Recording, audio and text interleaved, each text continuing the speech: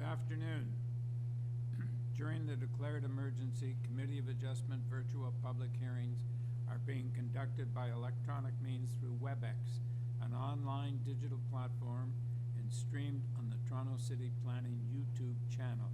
These measures are necessary to comply with physical distancing requirements and in-person attendance limitations. This will be a virtual public hearing, and participants who have registered in advance will be able to make their presentations to the committee using WebEx, an online event that is being moderated by city staff. Anyone wishing to view the hearing may do so by watching on YouTube. Participants who have registered in advance will be connecting either by their computer, a phone or tablet app, or by telephone. All participants will automatically be muted on entry. When your item is called, each participant will be unmuted by the moderator, one person at a time. Only the committee members will be participating by video. Any registered participants will be participating by audio only. We ask that you also mute your devices until you are called on to speak. We acknowledge the land we are meeting on is the traditional territory of many nations, including the Mississaugas of the Credit, the Anishinaabe, the Chippewa, the Haudenosaunee, and the Wendat peoples, and is now home to many diverse First Nations, Inuit, and Métis people. We also acknowledge that Toronto is covered by Treaty 13 with the Mississaugas of the Credit. In accordance with sections 45 and 53 of the Planning Act, this meeting of the Committee of Adjustment of the City of Toronto is called to order. The committee considers applications for variances from the provisions of the zoning that applies to property, permission to extend or alter lawful non-conforming uses, and consent to sever property to create new lots. Anyone attending today who wants to receive a copy of the decision of the committee must submit a written request for a decision by email. Please ensure you include your name, address, and email address before Committee of Adjustment, and the TLAB will be sending notifications and appeal updates by email.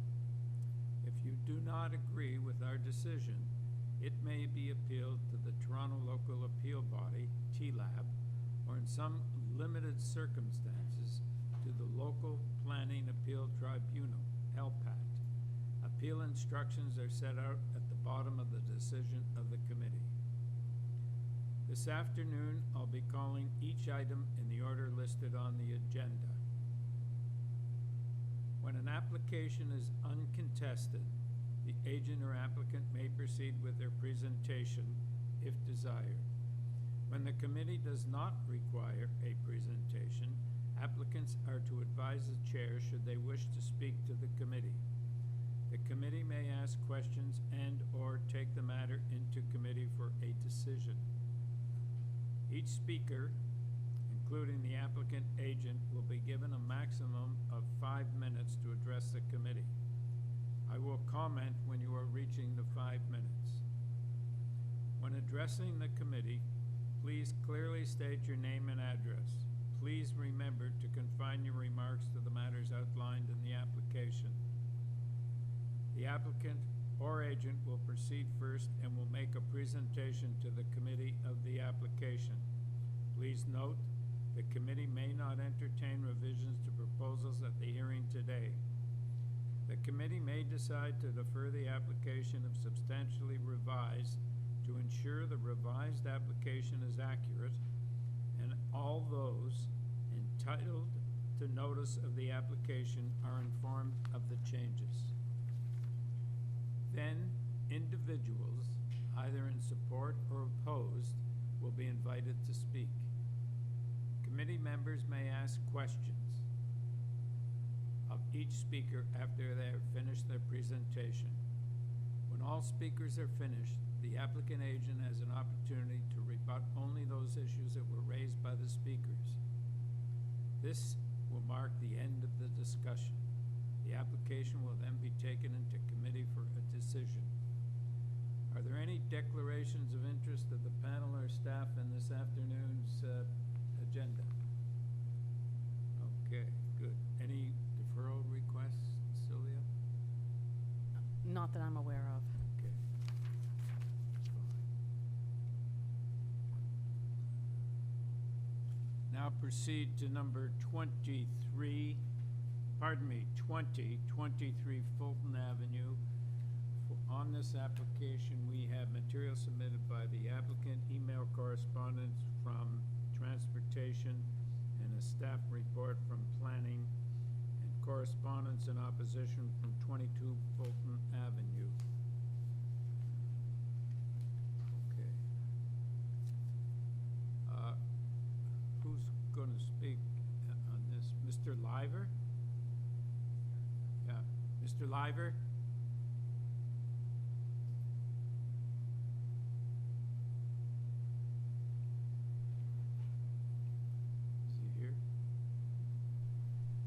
Mr. Liver, if you could try to unmute yourself on your device. Oh, wait a minute. No, it should be Angelides. Mr. and Mrs. Angelides?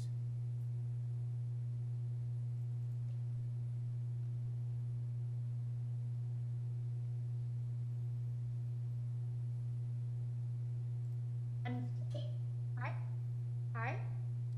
Mrs. Can you hear Angelides? me? Yes, we can hear you. Yes. Oh, good. Okay.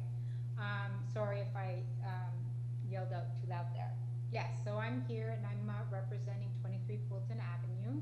Can we have My your parents name? live there. Can we have your name and your Oh, Mary address, Ann- please? Mary Anthony Angelides for 23 Fulton Avenue, Toronto, Ontario, M4K Uh-huh. 1X6. All right, thank you.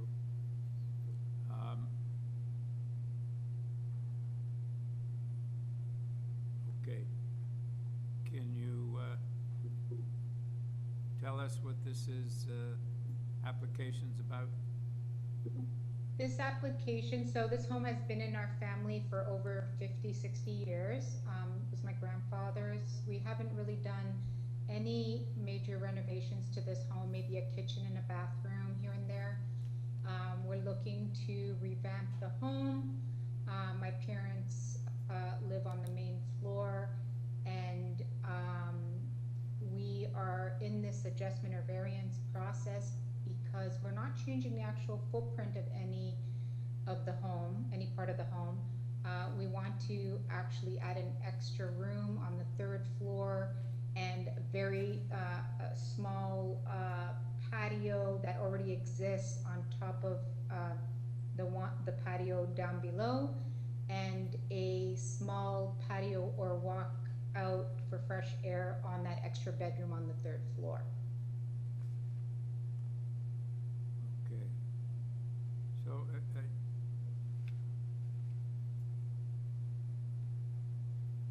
So, is there just one dwelling unit in this building? One dwelling unit? Dwelling unit. One living space. Oh, dwelling. At this moment, yes. But in order for my parents to continue staying, because now they're, on pension, we really would like to rent some of the other spaces, yes. So they live on the main floor. They would like to rent the basement and the 2nd and 3rd floor. Okay.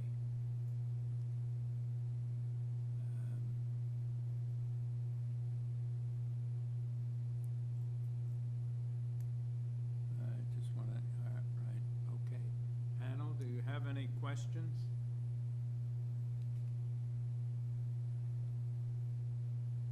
Yes, Carl? Carl?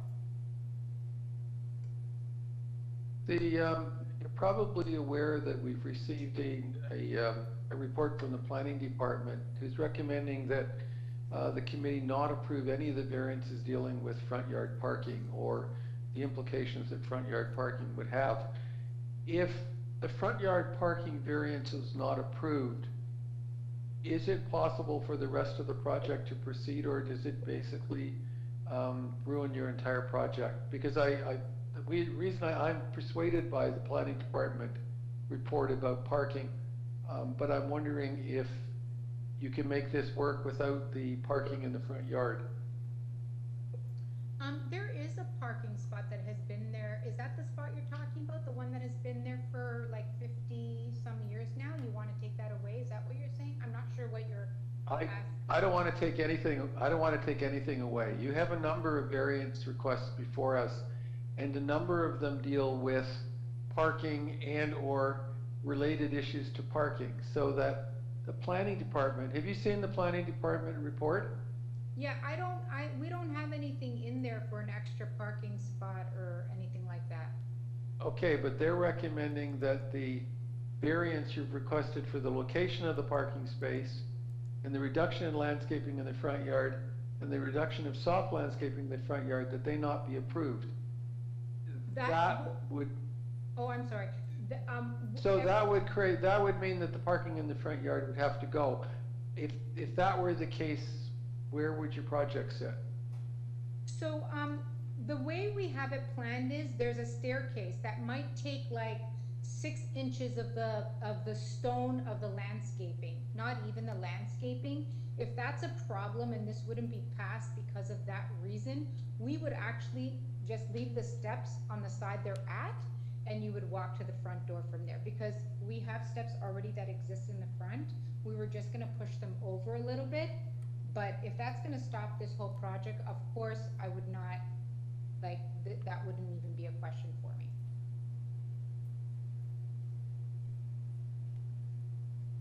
Okay, but you've got a parking space in the front yard, right? Yes.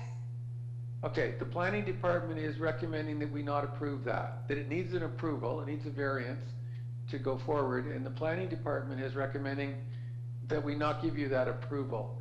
That would mean you'd have to remove that parking space. I would need to remove my parking space. I'm not sure why that is. It's been there for 50 years. We're not gonna touch anything from what I'm telling you. We're gonna keep the stairs where they're at. Because it's in your own application. It's contrary to the zoning bylaw. The zoning bylaw says that a parking space may not be located in the front yard. That's what the bylaw says. You've asked us for an exception to the bylaw that would allow a parking space in the front yard. If you don't get that approval, the parking space is illegal and would have to be removed. Carl, I think maybe we can get an explanation from Ms. Angelides. Is Mr. Liver here? Is he on? Because he's listed to answer available for questions. Is he your designer? Yes, he's on here. Can you unmute him? Yeah. Okay. Okay, Carl, could you ask Mr. Liver your question? Okay, are you there, sir? Not yet, apparently. He is.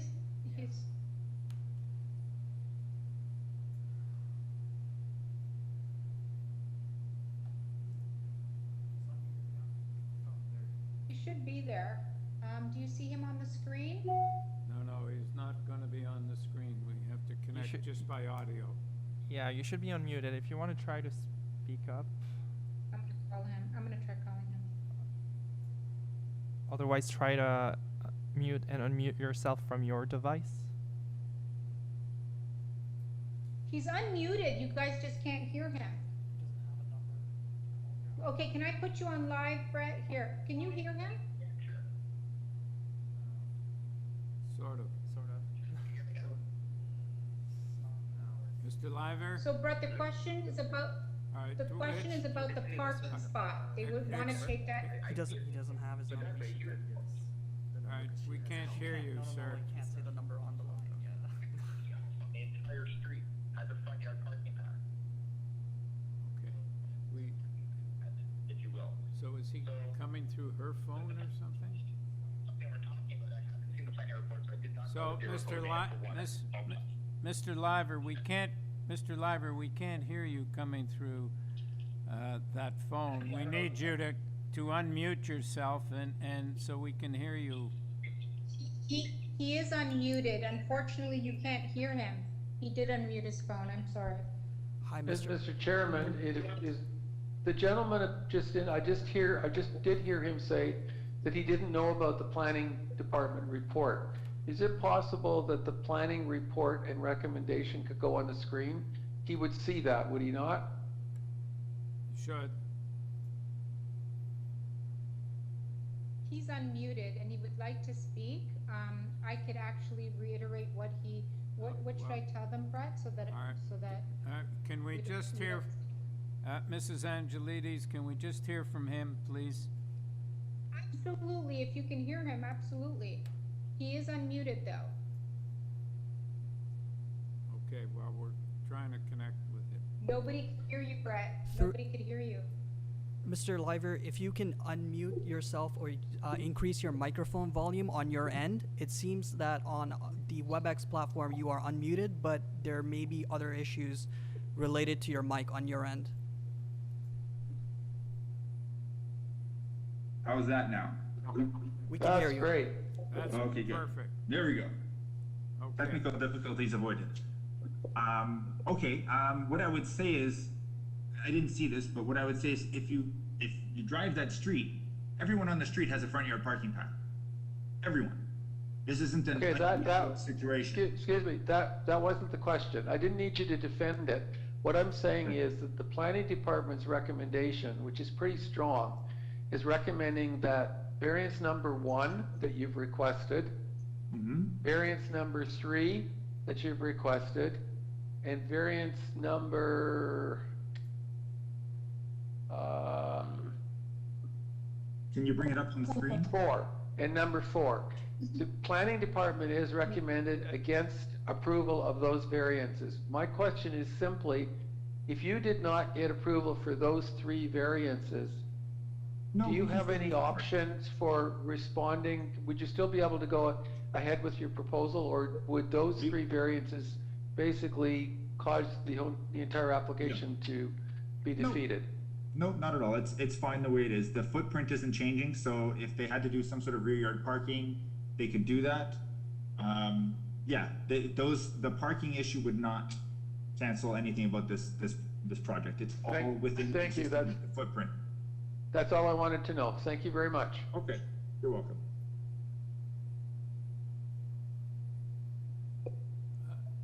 All right, I have a Yim? question, Mr. Chairman. Yes. Go ahead, Yim. Okay, my question, yes, my question is, again, with the purpose clause, at the end, it says that it will, the alteration will be able to accommodate 3 secondary suites. Does that indicating that, altogether there will be 4 units? If that's the case, I do not think it's correct because plans and also the presentation from the earlier applicant saying that there will be totally, including the one that occupied by the owners, is a total will be 3. So wouldn't it be adding 2 secondary suites? I believe that the basement will not end up being rented. I think they wanted it to be rented, but we talked about it. I'm talking about just the accuracy of the purpose clause. From the presentation, there were totally, the basement's 1 unit, and then the ground floor another unit, and the second and the third is the 3rd unit. So in that case, the alteration will be only creating 2 secondary suites rather than the 3, as is indicated here. I just want to make sure that that's correct. I do not think it's correct. I see.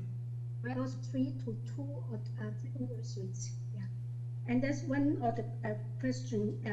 The other is a comment, but I will wait until we are in committee to address the front yard parking issues.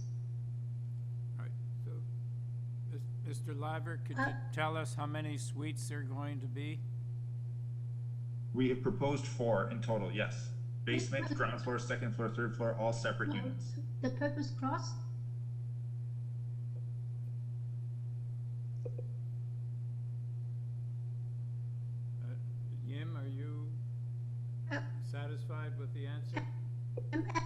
I been understood? No, you're not, you're fading in and I out. couldn't hear at all. I didn't hear the answer. The answer was that there's, I didn't hear anything. the answer is there's 4 units they're asking for. Okay, where are the 4 units? it's Because I'm with totally- Yim, I think there's only 3 shown. Yeah.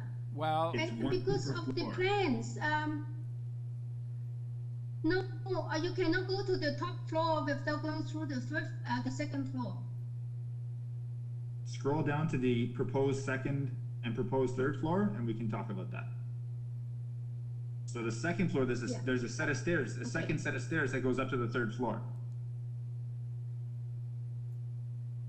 So you do not go through the second, you do not have to go through the second floor unit to access the third floor unit.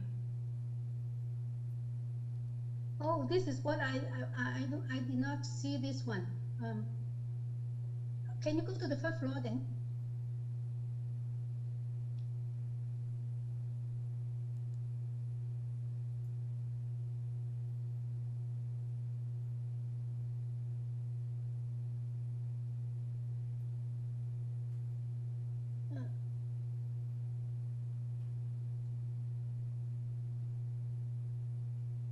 Oh, now maybe I'm reading the wrong drawings. I don't recall.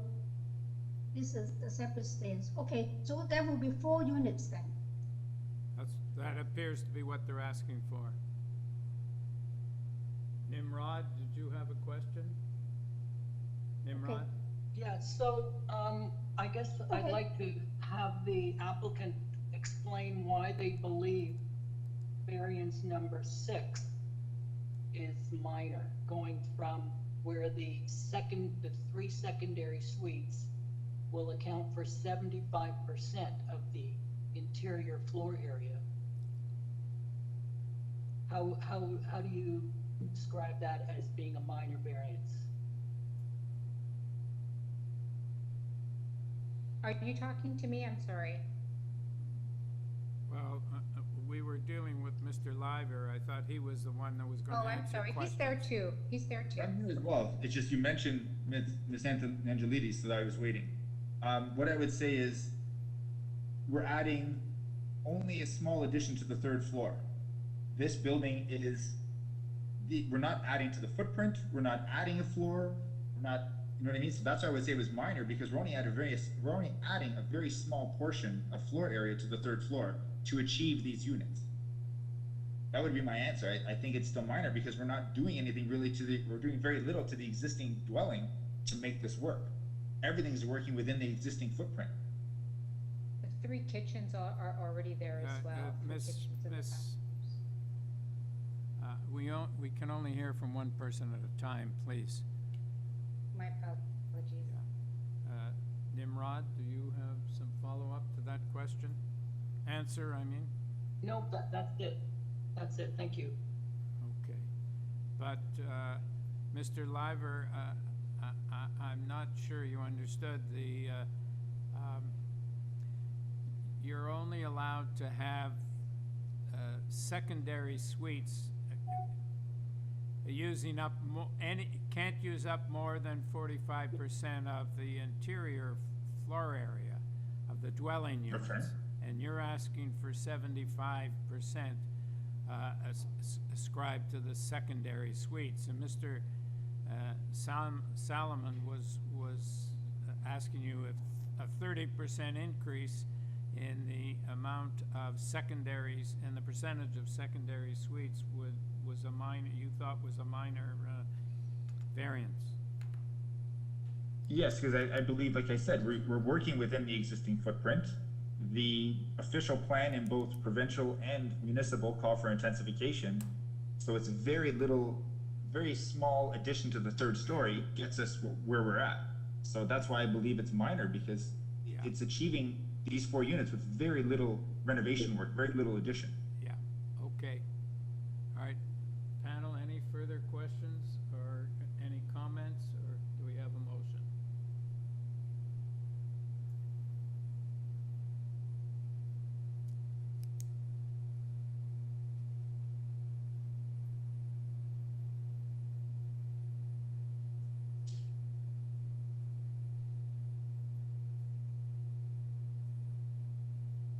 Peter? I'll start off. I don't really have an issue with the proposal as it's put forward. I think this is the third or fourth time we've come across secondary suites taking up larger percentages than permitted in buildings, and I think that doesn't really concern me too much. I think the built form of this is sensitive and it's retaining the existing footprint. The bigger issue for me, I think, is the planning department's comment about parking. And normally I'd go along with that, but I think it's a bit unfair in this context because it's an existing situation, and basically the entire street has these existing front yard pads. So I don't think forcing removal of fix one is going to have a material change on the street. So I'm going to be supporting this as is. Okay, is that your motion, Peter? I think Yem would like to say something.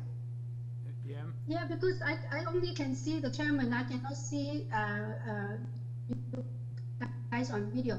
But I do make echo to Peter about the street parking, because if you observe the street is the character. Everybody's has a front yard parking. So And I think Yem, that's a you're recommendation, echoing. but when we actually listen, yes, I can't hear you either very well. I haven't changed anything on my side since this morning. I do not know why, but I'm just trying to say that I'm taking the staff report as to for variance number 1 is being harsh, because it actually will destroy the character of the street by eliminating that one. And I think that we have to rethink that we only just to should confirm the existing use. So I will not go along with refusal of variance number 1, but I do take consideration of refusing variance 3 and 4.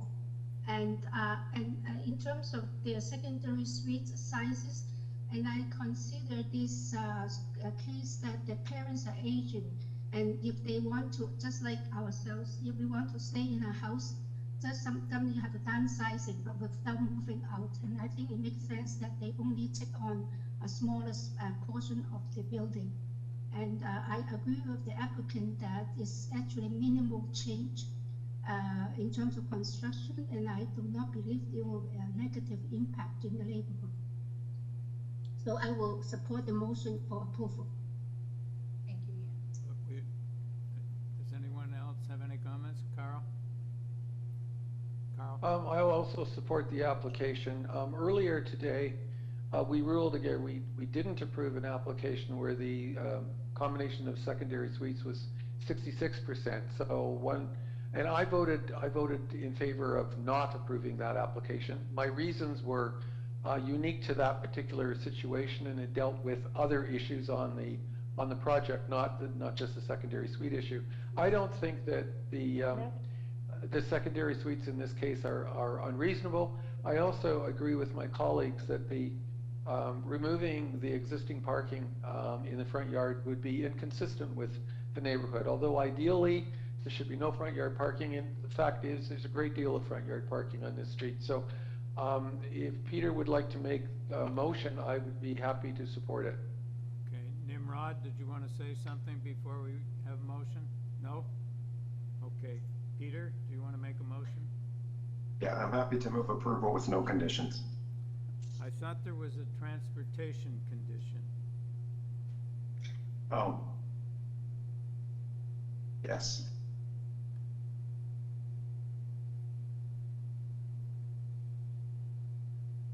You Let me actually find say that. no comments. Pardon? Transportation, no comments? Bless you. So there is no transportation condition? No, I don't think so. Okay, I'm happy.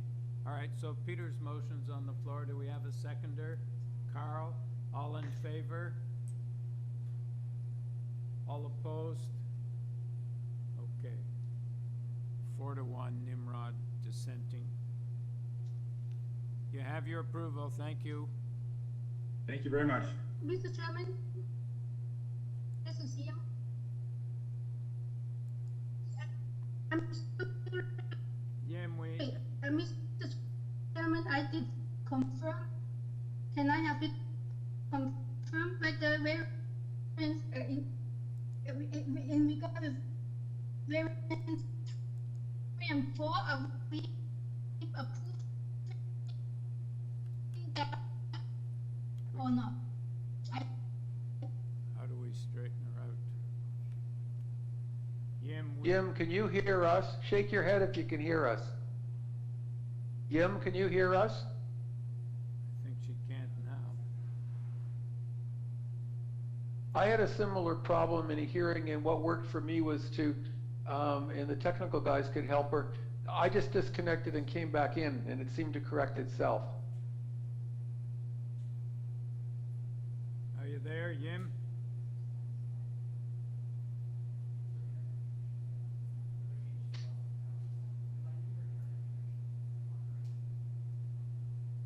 It's her internet?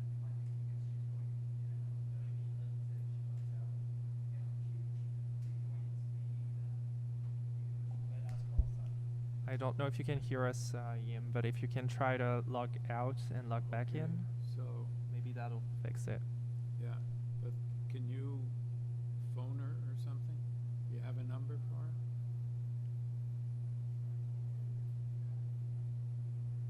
Okay, because I'm gonna go ahead, because we have a quorum, I don't wanna. Okay, next is number 21, 215 WOODYCREST Avenue. The purpose of this application is to build a new 2-story detached dwelling. And with this application, we have material submitted by the applicant, a staff report from Urban Forestry, and correspondence and concern or interest from 213 WOODYCREST Avenue. Mr. Stambach? Hi. Mr. Stambach, are you there? Yes, I'm here. Okay, could we have your full name and your address for the record? Sure. It is Ozren Stambuk. I am at 1410 Dupont Street, Unit 905, M6H0B6. Okay, could you tell us what this is about? So this is about a couple who wants to rebuild their aging home and that has a lot of water issues in the basement, and they've had flooding and issues like that. So they are requesting these variances to try and rebuild the home. And as I submitted supporting documentation, I believe it was in May, basically I wanted to show that here it is. So I'm showing the red footprint of the existing house, and basically what they're proposing is to build it according to almost the same dimensions, a little bit reduced actually, and to make it 2-story to accommodate their growing family. Now they have a few kids, and so there needs to be more space.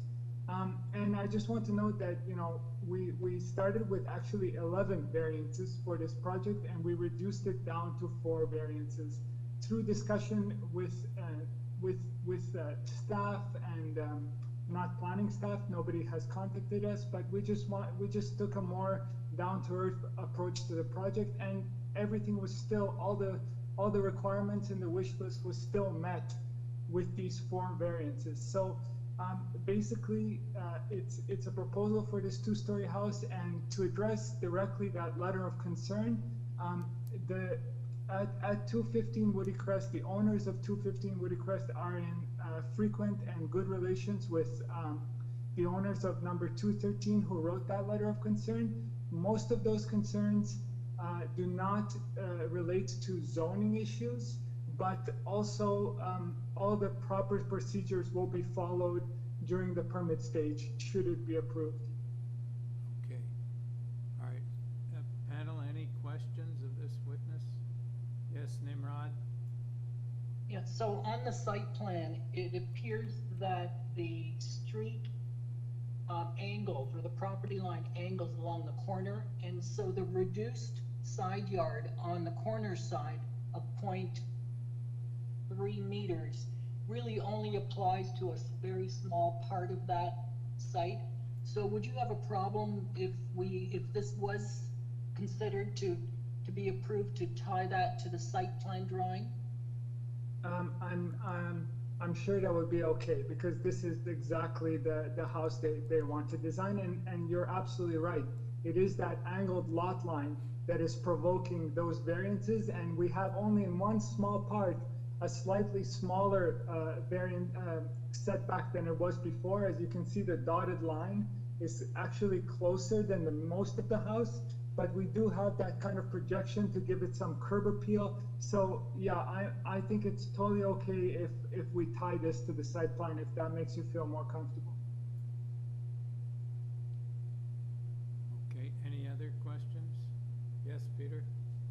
Yes, I just had a question about on the site plan and how it relates to the survey. On the site plan, you're showing a small driveway into the garage, but on the survey plan, there's quite a large, I guess, interlocked or paved area. So I just want to check, is that all coming out, or is that something that's being overlooked in the site plan? No, it's all, the landscaping is being generally transformed completely to conform to the site plan. Okay, thanks a lot. No problem. Carl, did you have a question? Mine was the same question. Okay. Yim, are you okay now? Can we hear you?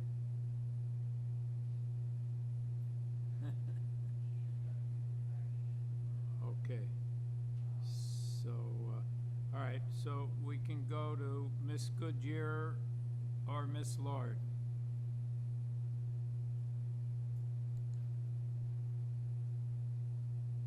Hello? Hello? Yeah, Can you hear me? yes, we can. Could you please give Okay, us? we weren't able to get onto the WebEx for some reason. And I'm just coming into this call right now. So I'm assuming that you did receive our letter, which was more around access in and out of our driveway. If there's any type of equipment or anything parked in front of our place.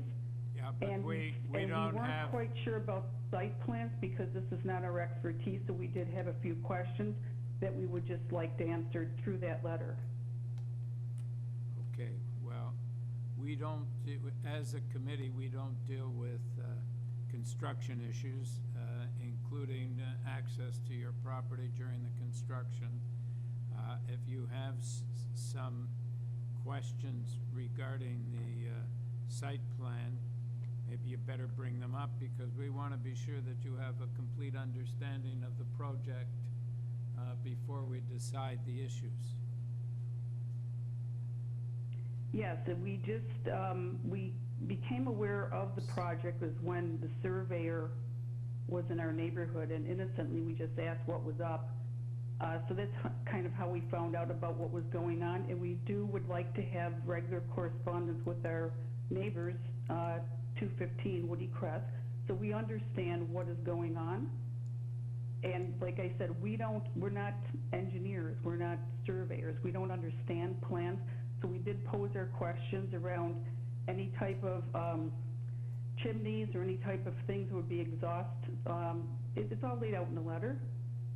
Yeah, well, perhaps you could just refer to your letter and raise those issues very briefly, and we'll have the applicant answer them. Well, I'm just coming into this. I would have to download all this information because the computer is not on, and I'm just assuming you would have had a copy of this letter. Well, we do have a At this copy, meeting. and it's on the screen.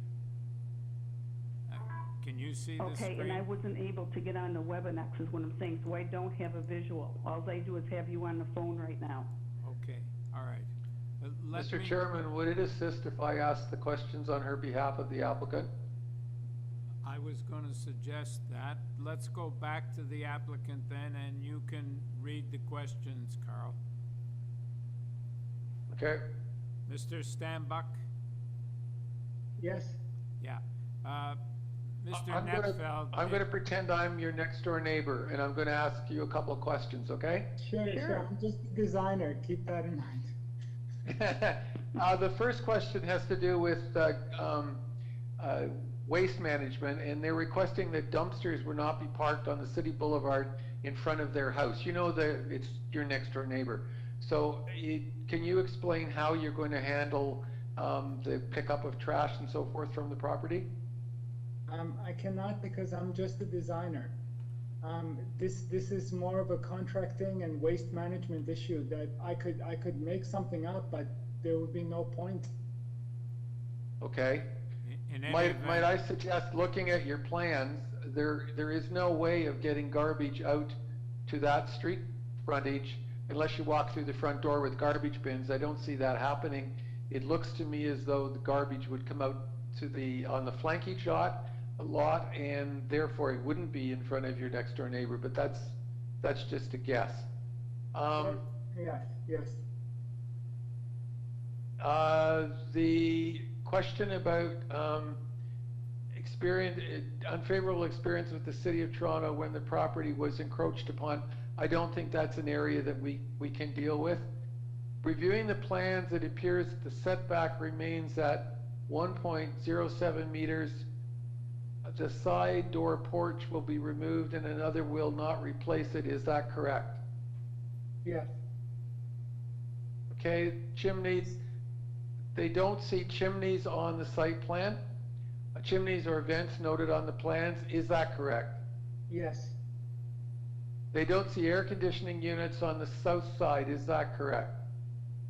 I do not know where the air conditioning unit will go, but it must conform to all applicable bylaws and can't be at certain locations.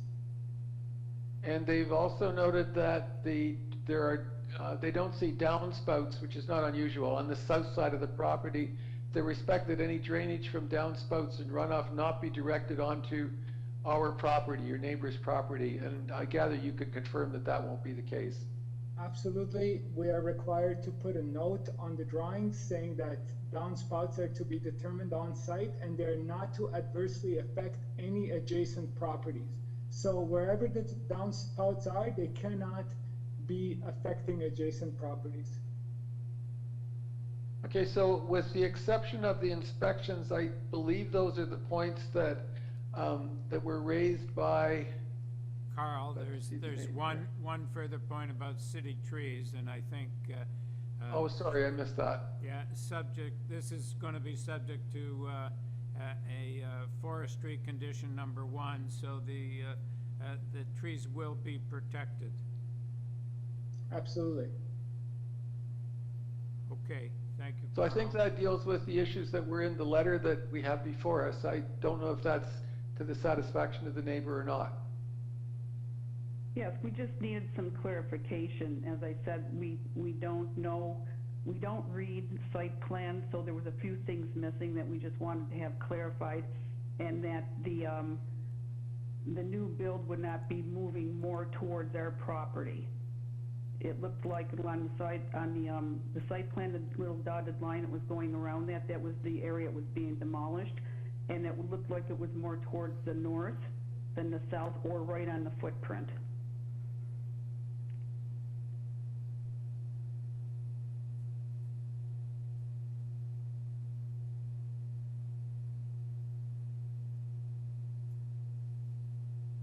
Do you want me to answer? Yes, please. Oh, I'm sorry about that. So I submitted that supporting documentation material on May 19th, which shows a red dotted line that is the existing house which is to be demolished, and that south dotted line is right in line with the new wall. So the new wall will be built pretty much exactly where the old wall was. So it will not encroach any further into the south. Okay, thank you. All right, so, Mr. Stanbuck, I think you've answered all the questions, and so I think we can now go to committee.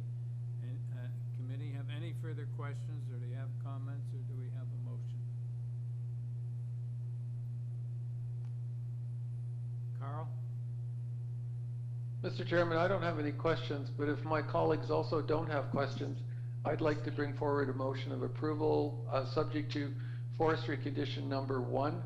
I appreciate that there's a need to rebuild here. I think the rebuild is consistent with the neighborhood. There aren't a lot of 2 stories on this side of the street, but there are on the opposite side of the street.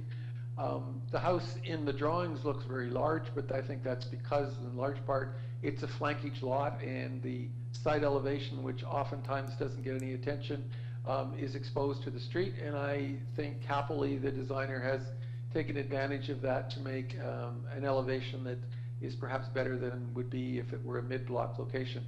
I think for those reasons it's a reasonable proposal, and I have no trouble supporting the variances and move approval subject to forestry condition number 1. Peter, you second the motion? All in favor? Are you in favor, Yim? Okay, thank you. You have your approval, sir. Can you see me? Yes, we can see you, and we can even hear you, too. Okay. Oh, good, thank you.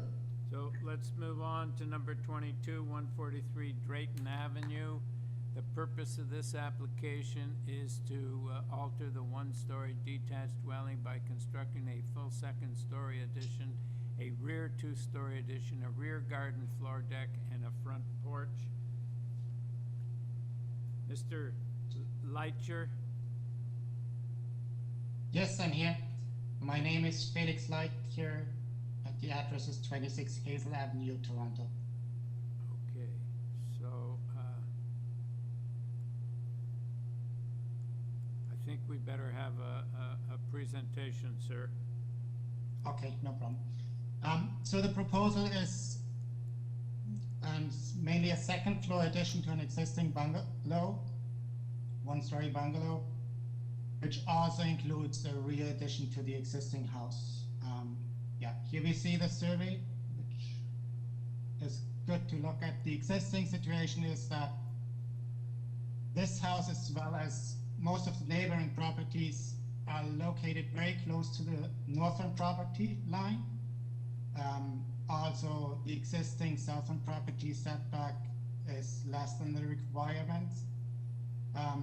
The addition to the second floor will more or less bring up the footprint of the existing house plus the rear addition, which is planned. Yeah.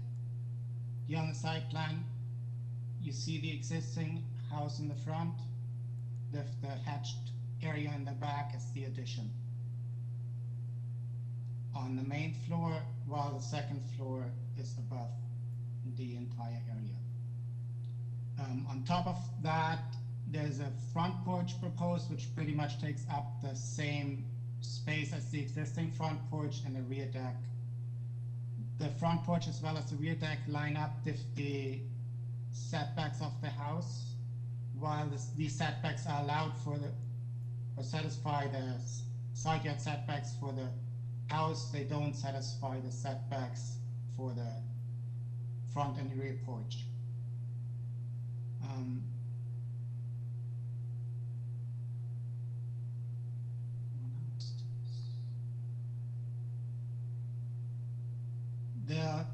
So to our variances, we requested a variance for floor space index of 0.86, sorry, which is slightly above the allowed of 0.6, but within reasons in our opinion and within what was approved in proximity of the house. And similar to the other variances, 5 variances are related to the porches in front and the back.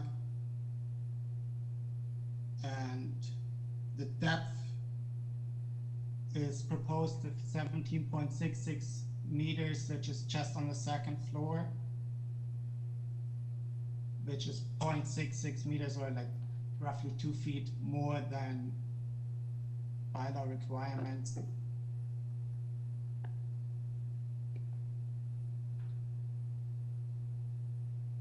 I think that outlines the project. Okay. That's the existing house. Right, panel, do you have any questions? Yes, I've got a question. yes. Yeah. If we can put up that second floor, floor plan at the rear, there's a loggia, and if you can just explain exactly what that is, and do you access that from that bedroom, and is it cantilevering over top of the first floor? The loggia is actually in the front. Oh, it's in the front. Yeah, it's overhanging the front porch. It's overhanging the front porch. It's to be accessed through the bedroom. Gives the bedroom some privacy towards the street. And so is that encroaching into the front yard setback? This is encroaching to the front yard setback as the examiner reviewed this as an enclosed space. If it were just a balcony, it would be allowed to encroach in the setback without any variance. And so what's the impact to the adjacent lot of having a second floor project into that front yard setback? The adjacent property has a front yard setback less than our encroachment already on the main floor, because their main floor the front porch is partially enclosed. So their front yard setback is actually 2.26 meters, while we propose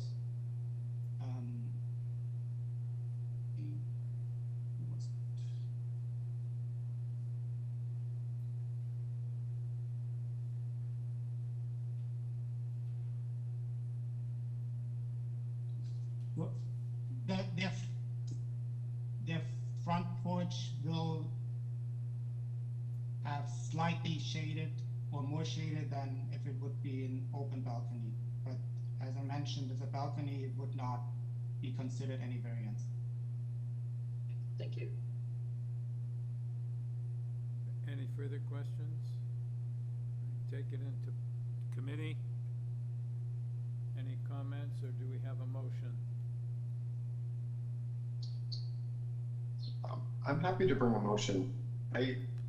On first blush, this was a long list of variances, but I think a lot of those, I was less concerned with them as the review went on. I think many are relating to existing conditions. And I think that this is a sensitive rebuild, and it's surrounded by two-story houses, and it's just kind of going up. I think it's restrained and it's not pushing too hard, especially with the depth in the back. So for those reasons, I would move approval with no conditions. All right, do we have a seconder? Carl, you second that motion? Yes, Mr. Chairman, I agree with Peter. I'm happy to second the motion. I'd also like to mention that how very helpful it was to have a site plan drawn the way this one was. We are often asked to evaluate the implications of a proposal on the adjacent neighbors, and it's guesswork many times because there aren't drawings given to us to help illustrate it. In this case, the site plan is a very well done, clear document that shows not only the proposal, but it shows it in context and its relationship to the neighbors, and I very much appreciated that work. It made it easier to evaluate. Thank you.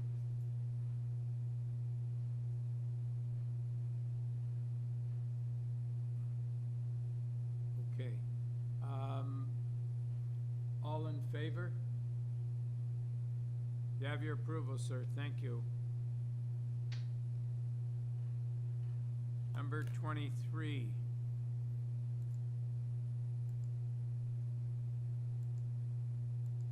(136) McPherson Avenue.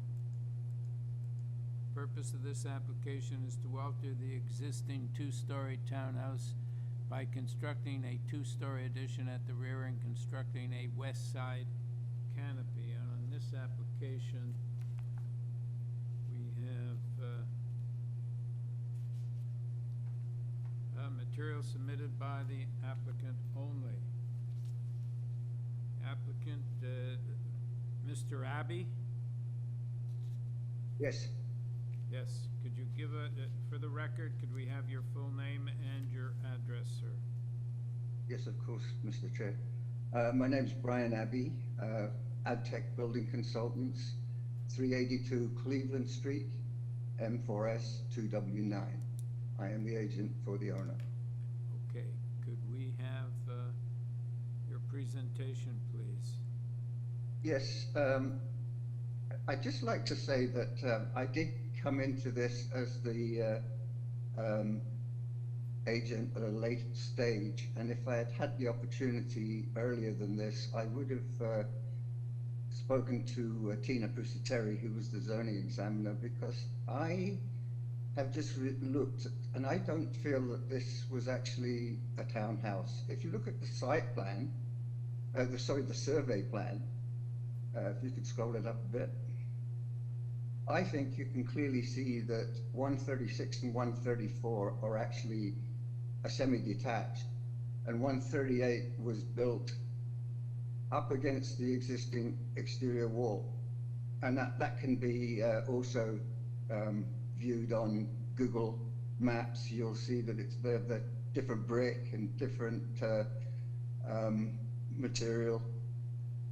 So I would think that this would actually reduce some of these variances.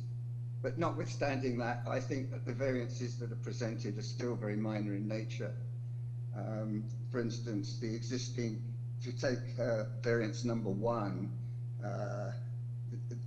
the issue says 14 meters, and the new requested is 17.39.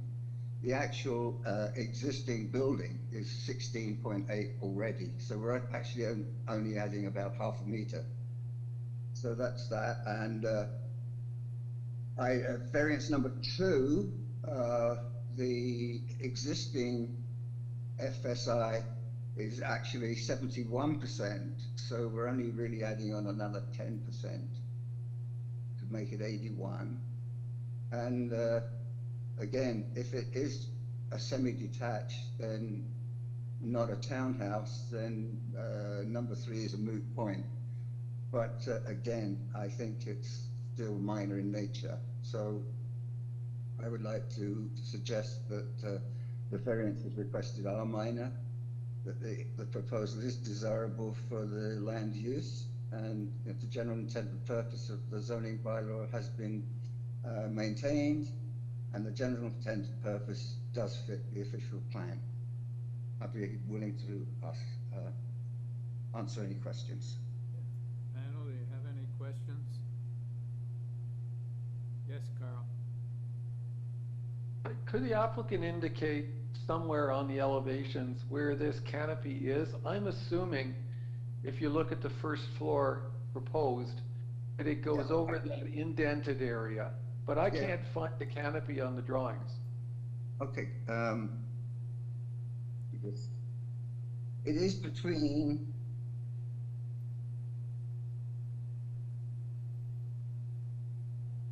that's the front elevation. You can scroll up again. Oh no, we're in the plans. It would be the side elevation.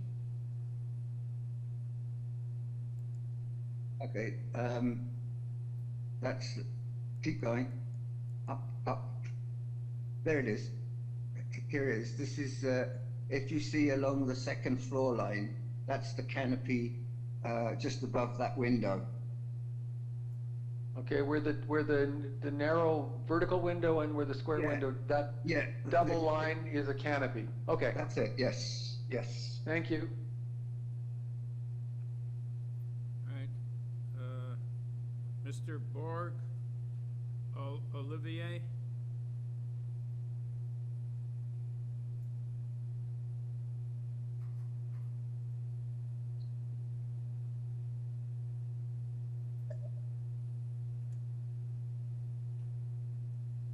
Are you there, sir? Mr. Borg, Olivier, please. Who is Mr. Borg? He's a neighbor or somebody in interest. Oh, yes, hello. Yes. I thank you for granting me the opportunity, committee. All I wanted to do was observe this discussion on this property as an interested neighbor. I don't have any questions at this time. Okay, thank you very much. Thank you. All right, panel, I don't think Mr. Abby, I don't think we need to get back to you since there was no comments made. Panel, do you have comments or do we have a motion? I'd like to move a motion to approve the requested variances. I believe they are minor in nature and there are no conditions. All right, Carl, are you seconding the motion? Yes, I am, Mr. Chairman. Okay, thank you. All in favor? You have your approval, sir. Thank you. Number 2411 Cavell Avenue.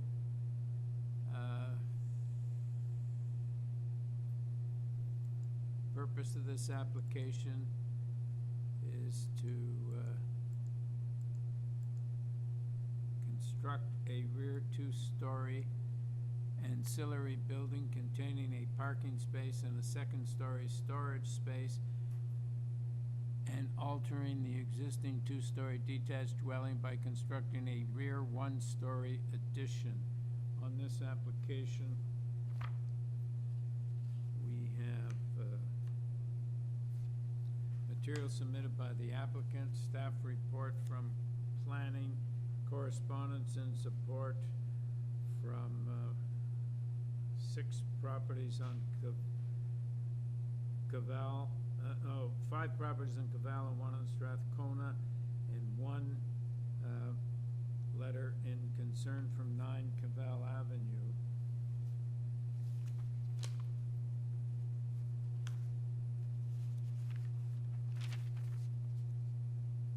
Mr. Vass?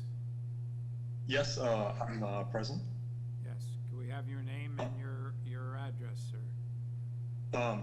My name is Neil Vass, and my address is 7 Florina Boulevard, M1P 5C2. All right. Can we have your presentation, please?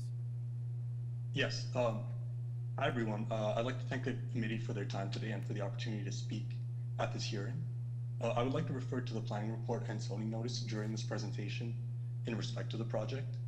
The project is described as a proposal to construct a new 2-story ancillary structure containing 1 parking space, and the second floor is to be used as storage and not as livable space, and a proposed rear 1-story addition to the existing detached house.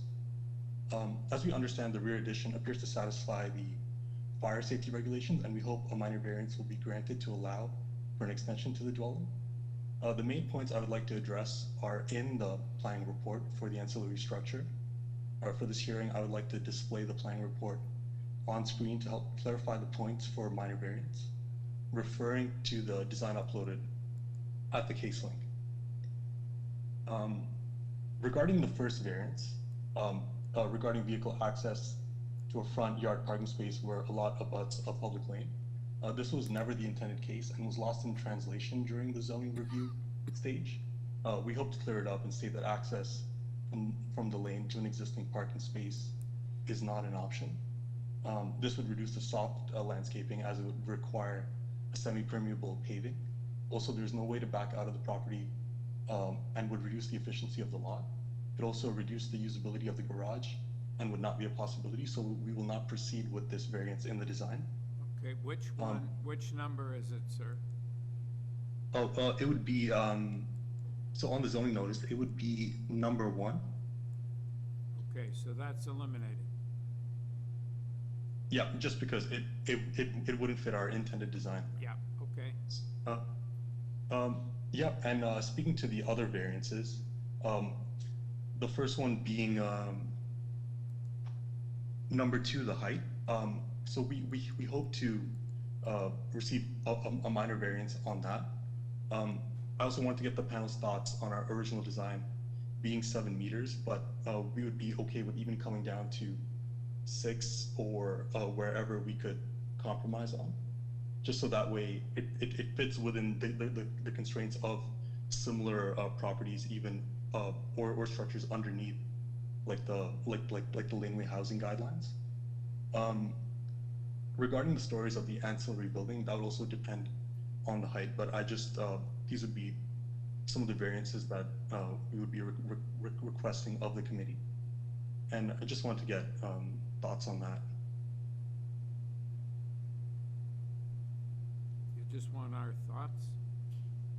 Yeah, on the feasibility of the height. Well, okay, but carry on. We'll ask questions or make comments after you're through. Okay. Oh, okay. I'll just finish up my presentation then. Regarding the total floor area of the ancillary building, if 2 stories is not possible, then a reduction in the stories would reduce floor area, and we would then like a minor variance of 6 square meters above the 40 square meter limit to 46 square meters to maintain our current footprint. This also relates to the variance regarding the lot coverage area of the ancillary building and regarding soft landscaping in the rear yard. We would like a variance to allow for an 8% increase in the coverage of the lot area for the proposed structure and a 5% variance in the soft landscaping to allow for 45% of the rear yard. Although it does not fall in the definition of rear yard soft landscaping, by mitigating parking in the front and side lot of the dwelling, the homeowner will increase the total soft landscaping outside the legally defined area in the rear, extending the soft landscaping to the front of the property. And we would be adding about 20 square meters of soft landscaping to that existing area because there is already an existing parking pad condition. So does that, are you talking about variance number 6? Yes, yes. So does it remain 44.6%? Yeah, so that would be one of the variances that we would ask for, that it would remain a 44.6%. All right, thank you. And to close my presentation, the ancillary building would not be a detriment to the character of the neighborhood, as it would fall under similar size constraints to other laneway houses and ancillary buildings in the areas, and would not be visible to the street. This proposed structure would better organize the property and add value to the area through an optimization of space and reduce the impact of vehicles, as the September 11 plan amendment suggests. The homeowner is a long-standing resident in the neighborhood and has numerous letters of support for this proposed structure. Is this to be a laneway house or a garage with storage above it? This is to be a garage with storage above it, but we did use similar size guidelines to the laneway house. Okay. Panel, do you have any questions? Yes, Carl? Carl? Mr. Chairman, as I look at this, it seems to me on reviewing it at home, it seems to me again, looking at it today, that this is a request for a laneway suite.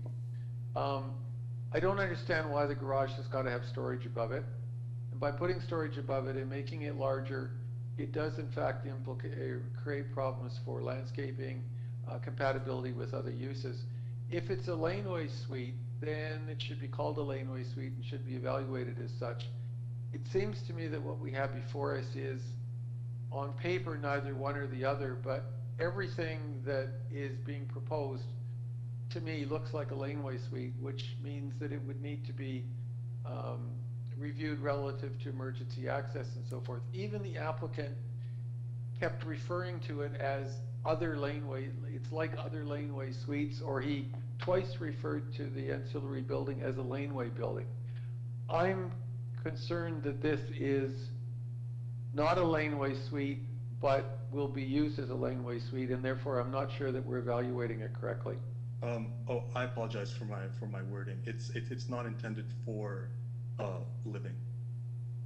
So then you would have no problem if it was a one-story garage? Correct. Which would affect almost all of your variances? Correct. And we don't have time to recalculate them, but it seems to me that that's a different application than what we have before us. Yes, so we did not have enough time to submit a revision, but we just wanted to know sort of what was the maximum allowed variance in terms of height that we'd be allowed to build up to.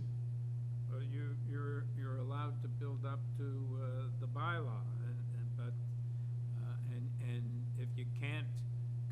with the bylaw, then you come here for a minor variance, but we don't give you opinions as to how high you can build it.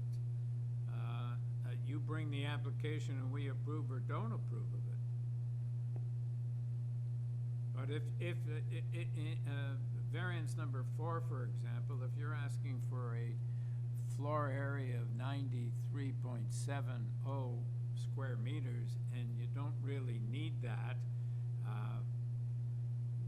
better change it or better ask for a deferral to revise your application to make it what it should be. As Mr. Netfeld said, this is neither fish nor fowl. We don't know what it is or what you're asking for. Mr. Chairman? Yes. Yim? Are we in committee? If it No. is, I'd like to make a comment to echo. No, we're not We are in. not yet. Yeah, we're not Okay. we're not in committee yet because we have another speaker. Yeah, okay, I will wait then. Okay. But this is not related to the decision, and I just want to echo what you just said. If they seem to have second thought of their proposal, and it's quite unclear and what is going to be changed or what we're looking at, I think a deferral might benefit them. Yeah. So, Mr. Vass, I think you should consider whether you want a deferral to revise your application or you want us to proceed with it today. Could I just have a minute to discuss with the homeowner? Okay.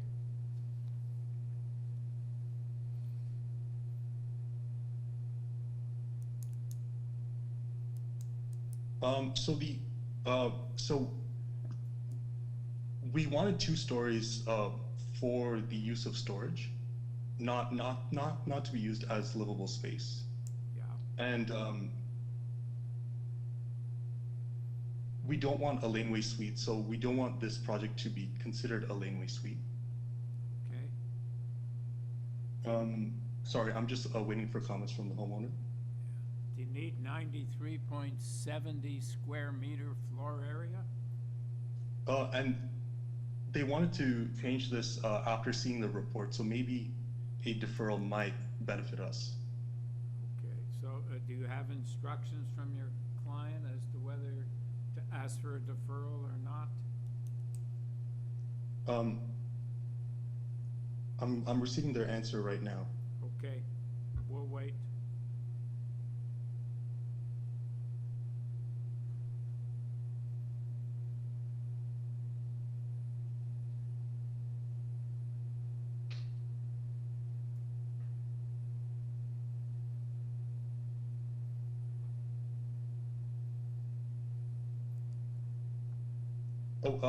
The homeowner is asking to drop in, to call in. Pardon? Would it be okay if the homeowner were to call in?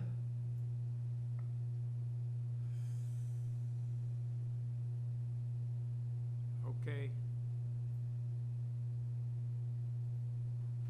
So I have him on the phone right now. Neil? Hi, Neil. Oh, hi, Mark. You're on speaker with the committee. Yeah, I'm here. Like, can you tell them why I wanted that? And like, we kind of backed off only because of the planning report. Yeah. I'm on speaker with the homeowner right now, and the only reason why I phrased my presentation the way it was is only because we were a little bit concerned with the planning report and sort of how that would be handled. Could I make a suggestion to you, sir? Yes. A negative planning report is a substantial problem. We normally, we definitely consider planning reports, and it's very infrequent that we rule against a planning department report. This is a very negative planning department report. You were asking the chairman for advice. My advice to you would be, if you seek a deferral, is to meet with the planning department and determine if you can come up with a proposal that the planning department would be able to support. They're basically opposed to the vast majority of the variances that you have before us, and I can only speak for myself. Their report is very convincing. I don't think it's going to do you a great deal of good to continue to fight the planning department. I think you should actually sit down with them and negotiate something that they could support. Okay. So I guess a deferral would be the best course of action at this point. Okay, so you have instructions to ask for a deferral because there's someone else on the line, Ms. Proctor, and so we have to consult with her to see if she would agree to a deferral. So you have definite instructions, and that's what you want is a deferral? Sorry, I'll just need to speak to the homeowner just for a minute. Okay.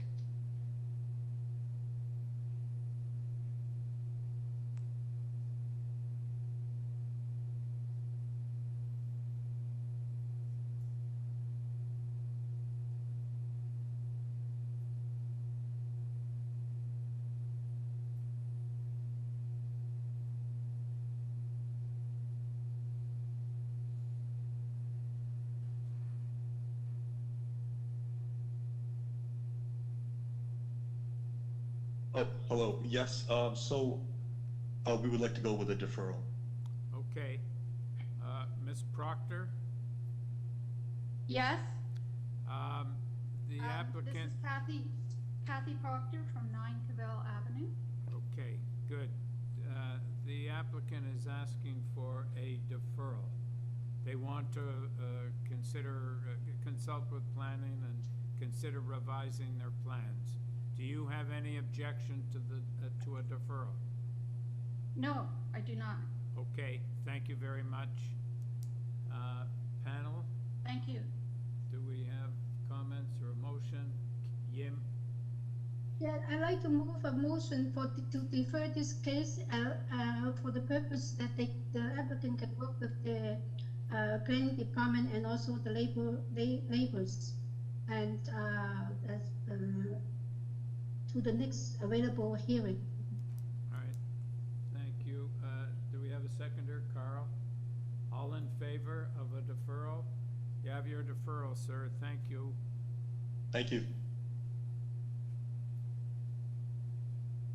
Number 25, 48 St. Hubert Street. And the purpose of this application is to alter the existing one-story detached dwelling by constructing a first-floor rear addition, a full second-story addition, and a new rear deck. And on this application, we have material submitted by the applicant and one letter in opposition from 62 St. Hubert. Mr. Geshnazani?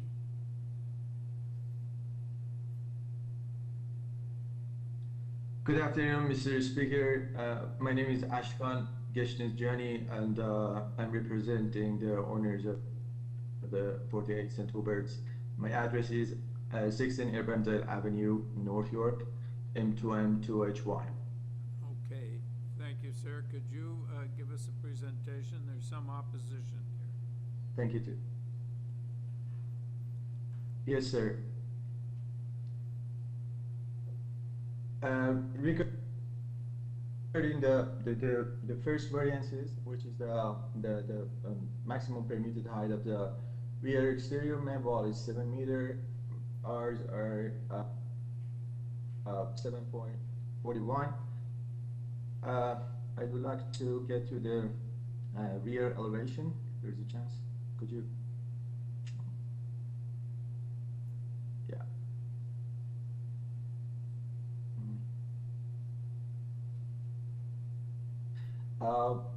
Yeah, rear elevation, please.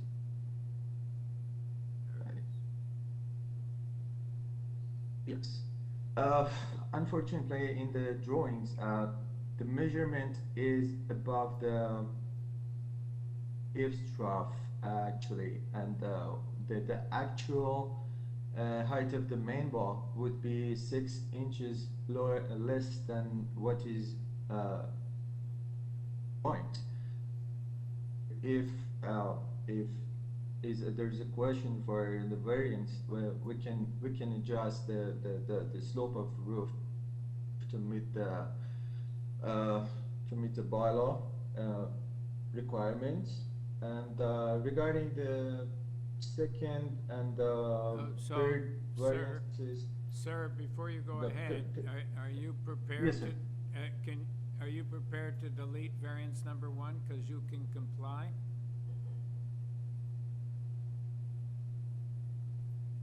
Hello? Yes, we can do that. Okay. Yes, sir. All right, carry on. We can, yeah. Go ahead.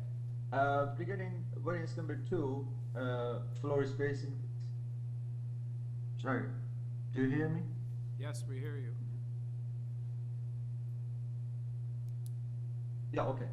At the moment is the permitted is 45%, and our variance is 0.73, which is in the kind of the range of approved space index for the area. We had approval for 1.5 or 89 or 88, which ours is 0.73%. And the reason is that the lot is small, is 100 feet depth, and so the family who are going to live in there, they're a family of a couple with a toddler, in-law and sister-in-law. So they need a decent space to live. So which, as you may see in and the rooms and the spaces are very optimal. This variance comes up with the lot size. And in regard with the variance number 3, lot coverage is 35% of the lot area, and ours is 45. The reason, the most of that is because of the detached garage. The house has just a driveway on the side, and we cannot have an integrated garage because there is a city-owned tree in the front, and we're not touching that. So at the moment there is a double-car garage at the back. You're fading. You're fading in and out, sir. And we're back to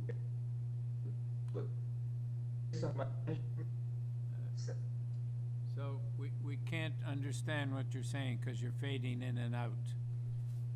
Hi, if the speaker can clearly speak into their mic so we can hear them again. Pardon? Oh, I'm sorry. Okay. Is it clear right now? Yeah, we can hear you now. Could you just go back to variance number 3 and just tell us what you said?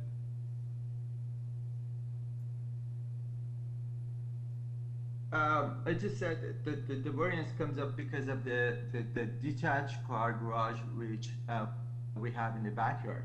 At the moment, the existing is a two double car garage, and we are altering it to the single car garage to gain more green space at the backyard. Okay. And yeah, the variance variance number 4 is the minimum 50% of the rear yard must be maintained as a soft landscaping. This one again comes because of the detached garage we have in the backyard. However, we can consider those landscape area, paved area, reduced to just a walkway from the garage or to the front of the walk up and the fence stairs, which gonna be raised to 42%, having green space or soft landscaping at the backyard. And regarding the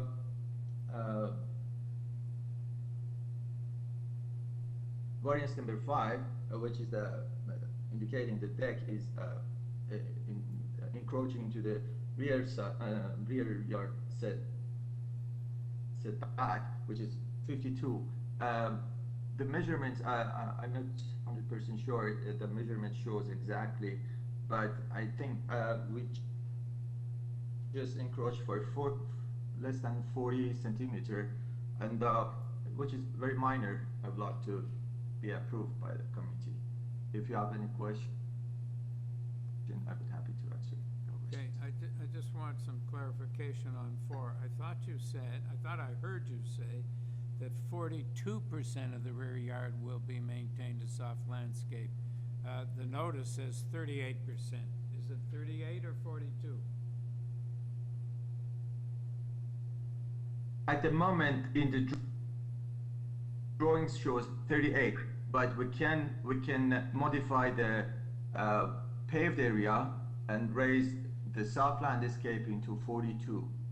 Do you want to raise it on the variance? Just pave the area for walkway from the garage and the driveway just towards the I'm not asking you, Sue, how you're going to do it. I'm asking you if you want to do and the it. deck, rear deck. Yeah. Do you want to do it? Do you want to raise it to 48%? 42%, I mean? We can raise it to 42%. Yes, I will do that. We will do that. Plus, you got to tell us how many square meters.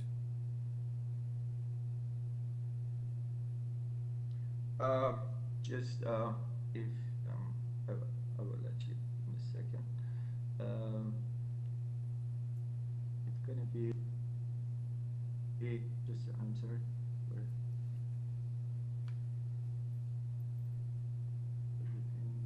Can I help? In square. Can I help? It will be 35.16.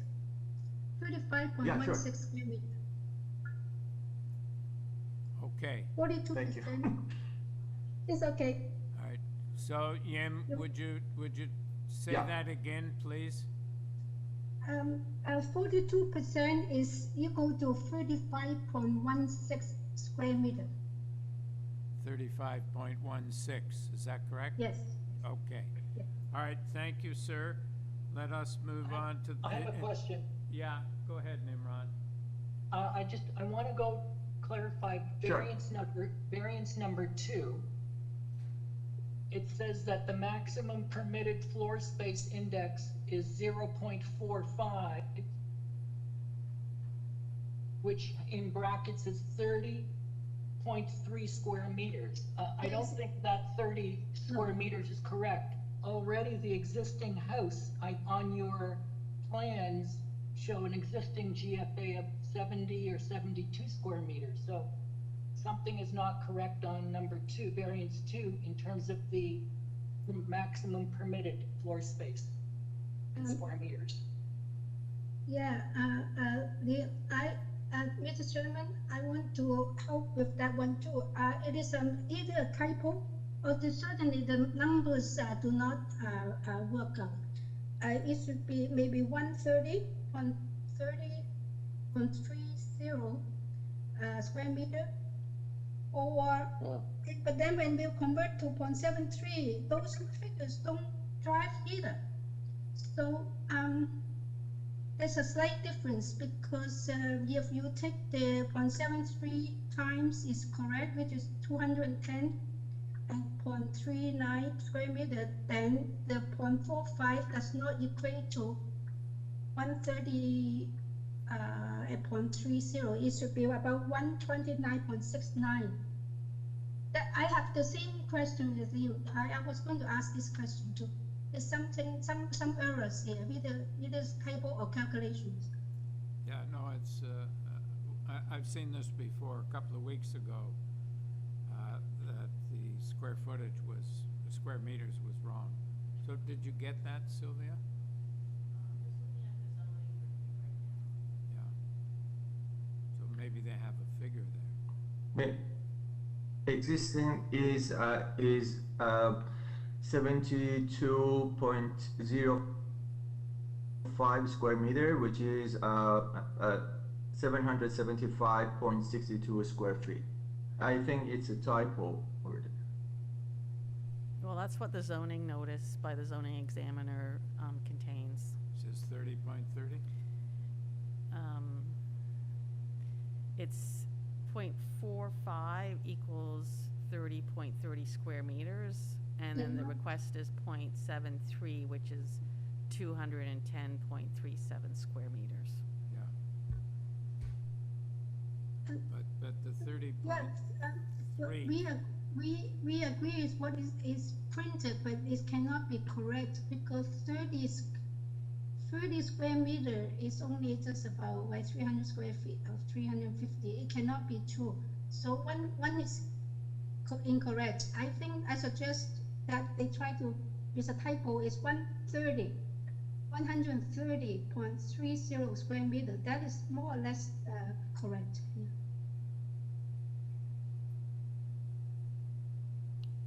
Is that okay, Sylvia? To amend it to 130? Yeah.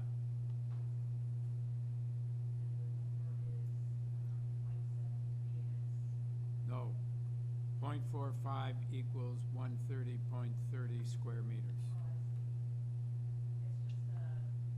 It's a typo. Yeah. Yeah. Okay. So. Yeah, it's a typo, sir. Any further questions? Okay, I'm going to move on to Julia Gottfried.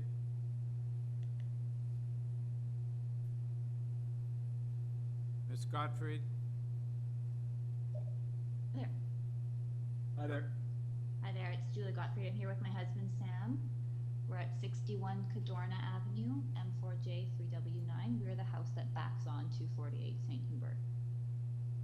Okay, so. Sorry, go ahead. So can one of you speak please? Because we. Oh, Sam, sure. Yep. So we had actually had some arborists come by to look at, I believe it's tree number 2 on the application, to look at pruning some of the dead branches that are coming off of that tree. We had 5 arborists come by to get quotes and look at what the permit process would be for that, and they'd indicated that the tree was in poor health, it has water sprouts, and has dropped several dead branches into our backyard. The other indication from them when we showed them the site plan was that the tree's roots likely extend fairly deep into the neighbor's property and would likely not survive an excavation. So the tree is quite large. It's also on quite an aggressive angle, and our fear is that, we have children in the house who play in the backyard, as well as the fact that the tree would hit our home, our attached neighbor's home, and potentially our mutual driveway neighbor's home should it be damaged and fall. I think what we'd like to request is that if the construction does proceed, the homeowner is responsible for removing and replacing the tree with a healthy, larger specimen. Okay. Could you clarify which tree it is on the site plan? Yeah, of course. It's the tree in the backyard. So I believe it's number 2, labeled as number 2. It's a Manitoba. The one that's shown as the largest circle on the site plan, right? Yeah. Okay, thanks. Thank you, sir. We go to Mr. Murray.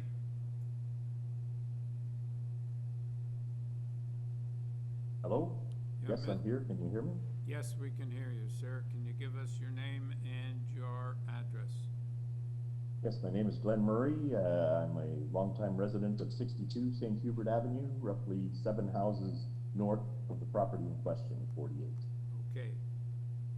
Can we have your concerns? All right. I'd like to take this opportunity to express my opposition to the application. I feel the proposal is far in excess of the size permitted by the bylaw, 162%, and I respectfully submit that simply does not constitute a minor variance. I've made a written submission. Did the committee have an opportunity to review it, and were there any questions? Panel, do you have any questions? No. No, panel doesn't have any questions. All right, for brevity, I'll just hit the high points. Basically, the 38% rear soft coverage in the rear yard I felt was either incredibly honest or disturbingly bold. I know the proposed backyard is very small because the house is way too big, but the large house roof size plus the garage and the deck should call for more soft landscaping, not less. I do appreciate that just now the applicant's agent has reduced that concern, but it still exists. The main point on this project that I have is actually not related to a variance, but in the general desirability of the project, and that is that the applicant has placed a new side door on the north side of the building, which has historically been recognized as the driveway for 50 St. Hubert, 50 St. Hubert. This presents a safety issue for people, including children, guests exiting from 48, exiting to that side door, that new side door, and walking out into the neighbor's vehicular traffic from 50, which counterintuitively has the right of way, if you believe that a vehicle has the right of way over a pedestrian, but that's the way I think it would be interpreted. Raises questions about the neighbors parking in a vehicle in the area opposite the door, or even a pickup truck, a large vehicle in the driveway, you couldn't get out of that door. There are other issues that I have covered in my letter, so I'll skip those for brevity. Many of the neighbors were not even aware of this quirky arrangement. Several neighbors have actually moved when they figured it out. There's been a long-standing tradition that the driveway is interpreted as a quasi-private driveway for each house, and the other neighbor is obviously going to have to go down the driveway to paint and to maintain their house, but basically we consider them as private drives. And there's no question, if you ask any real estate agent or any of your friends, which would they prefer, a private drive or a mutual drive, they're going to say private drive. That would be an increased value to the house, and I feel that by doing this, by putting the door in the other driveway, while the applicant is entitled to do it, lowers his property values or the end user's property values as well as my own, because it brings that attention to the surface and sort of puts that out to buyers that might be, prospective buyers that might be looking at houses on St. Hubert. That when they see this door in a weird spot, well, wait a minute, what's going on here? Why is there a door of your neighbor's house in this driveway that looks, when you drive down the street, as if it's a private driveway?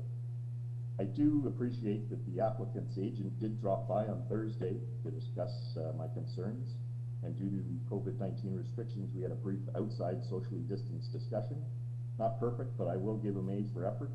And while we could not come to an overall agreement, I think we both did gain a better understanding of the reasons why our prospective positions were such. And I was impressed with his genuine empathy and his attempt to resolve the issues as well as his professionalism. So I'd like to give him full credit for that. And even today I saw further demonstration of that. And that's basically about it. I'll let you go to Homer. Thanks. Thank you, sir. Mr. Fleming?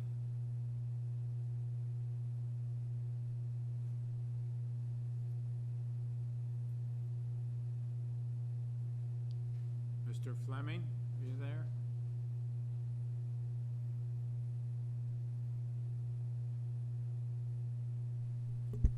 He's not here. I'm gonna try to call him. That's okay.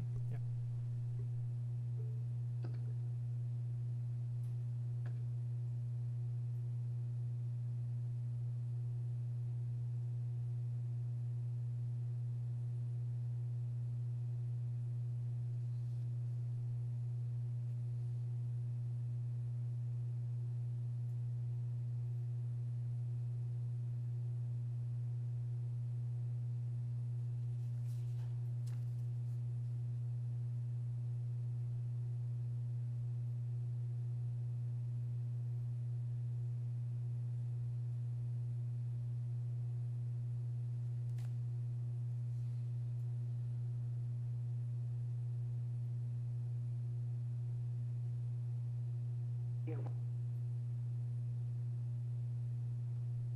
He should be here. Mr. Fleming? Are you there, Mr. Fleming?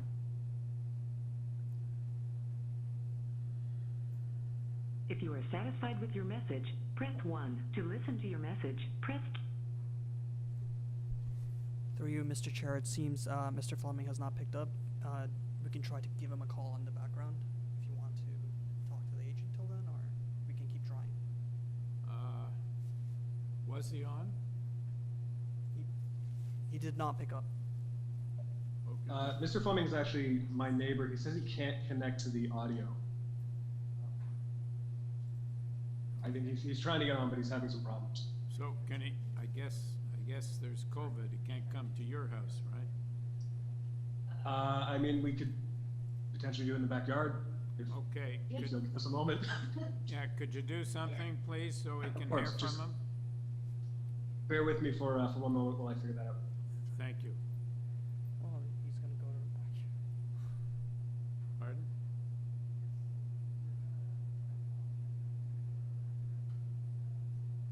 Yeah. Let's do it the easy way.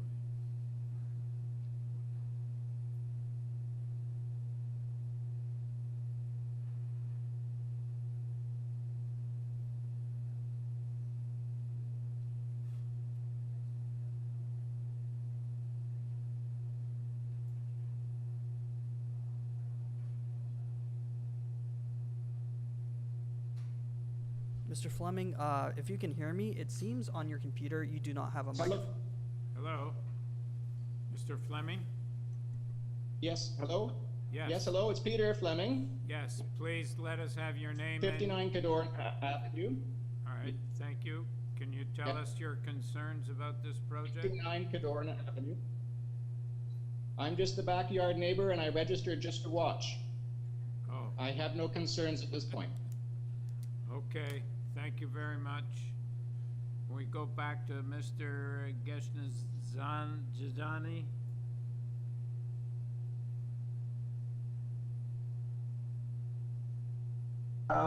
Regarding Mr. I forgot his name. Mr. Murray. Yeah, we have been. I've talked to him, and by the time I talked to him, so he said his biggest concern was his neighbor, immediate neighbor, which is the number 60 St. Hubert. They had a committee today in the morning, and they got approval. And he told me that his main concern is the neighbor, but he couldn't address him without addressing me. He said it's not fair to have opposition on him and not mentioning you. So he said his main opposition was against the neighbor. But regarding his concern about the side door, yes, Mr. Speaker. Yeah, go ahead. I was gonna say he was concerned about the side door, so please address that issue. Yeah, this side door, actually it's in our property. I mean, the 48 has a 3 feet easement. I mean the driveway, it's kind of mutual driveway, but the neighbor has a right of way. So it has a 3 feet of that driveway is belong to the 48 St. Hubert. And at the moment the house doesn't have a side door. Most of the houses in the neighborhood has a side door. So because of the access and the new layout of the house, which is the mechanical room is right at the corner of the house, most convenient location for the side door to have access to mechanical room and to maintain the mechanical room or the electrical board or whatever is on the right side. At the moment, my immediate neighbor has passed away, and the new owners, which are the inherent, they want to sell the house, and they say probably this gonna happen. You know, the new owners gonna build the second story, and they have it. You know, they're gonna have addition, which is the common trend of that area. So none of my neighbors had this issue with the side door or having the side door, and yeah, but I understand Mr. Murray's concern, but I think that the issue he has brought up regarding the privacy or whatever, this is not a private driveway. My neighbor has a right of way, but the door is in my property. I mean the owner property, not mine. But that wasn't the issue. The issue that he was talking about was safety. That's it, Mr. Speaker. Thank you. But could you address the issue of safety, which was the issue Mr. Murray raised, opening a door into a driveway? All of the side doors are in the area. They're open into the driveway. To a mutual driveway? Because all the properties, they have a driveway on the side.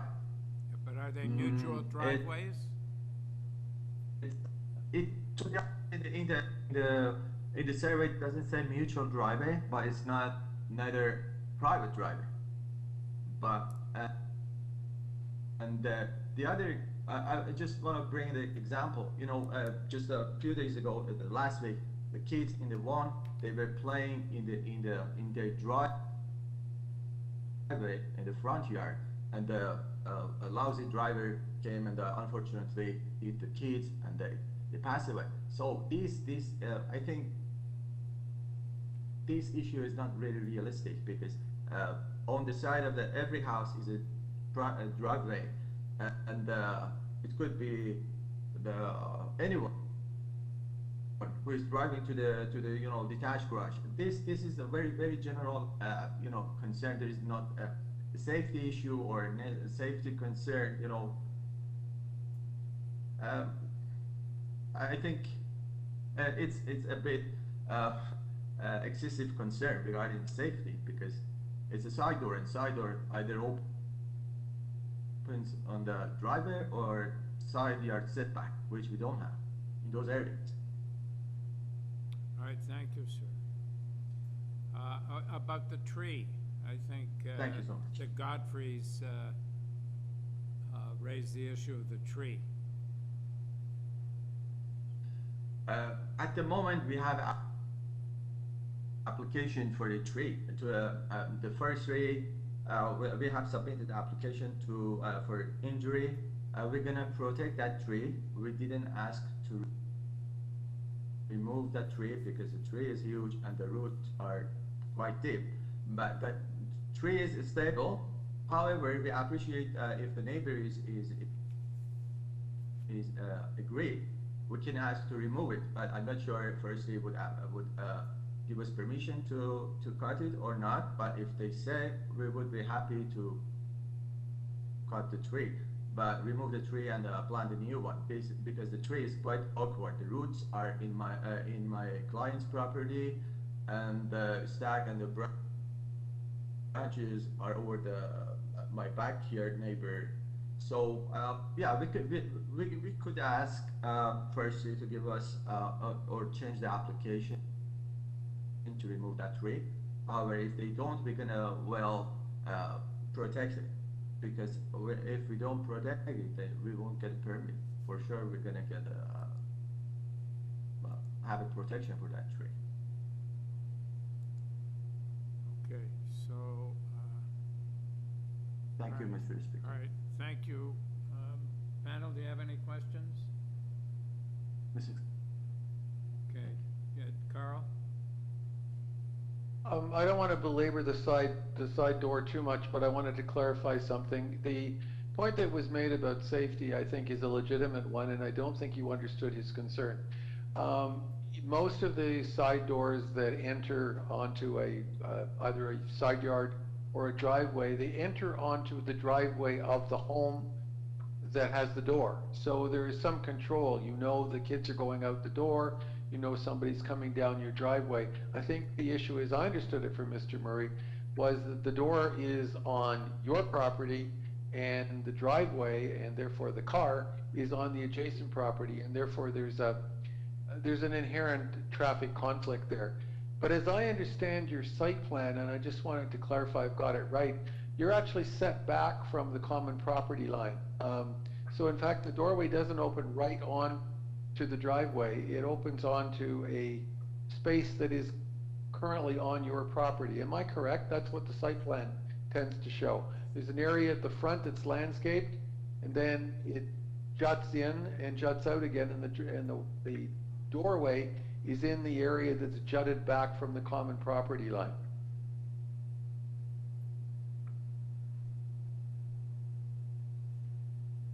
Is that correct? The door doesn't open into the driveway. The door opens inside, and it doesn't have any conflict with the coming driveway. And of course, the door would have a window, so there is a visual if there is a car going by or coming out the driveway or going into the driveway, so that there is a visual, so we can have a better view of this of the adjacent driveway. And Okay, thank that you. door is not it's not your book. Yeah. okay? Any other questions? All right, going to committee. Peter? Yeah, it might be worthwhile just to confirm the list of variances that are being requested now of the applicant. So variance 1 is removed, is that correct? Variance 2 has been adjusted from a technical math perspective, Yes. and variance 4 is increased to 42%. Is that correct? Yes. Okay, thanks. That's my understanding. Okay.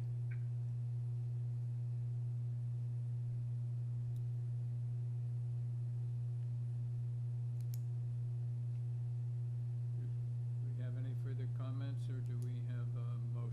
We in committee now? Yes. Okay, can I just jump in with the amended variances? I'm ready to support the application. And in fact, I think the new proposal is in, reducing the size of the garage and increasing soft landscape at the back is a plus. And I find that the safety issue, obviously it is important, but it can take other measures to address that.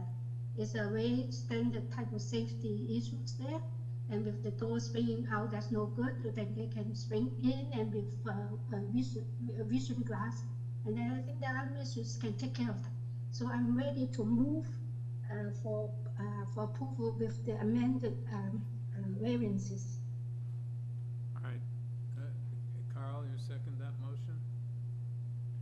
Yes, Mr. Chairman, I'd like to second it, but I'd also like to make a comment. I am very pleased that the applicant has chosen to put the parking in a garage in the backyard, which is consistent with the historic fabric of this community. If he had undertaken to put an integral garage in, we would have lost more landscaping in the front.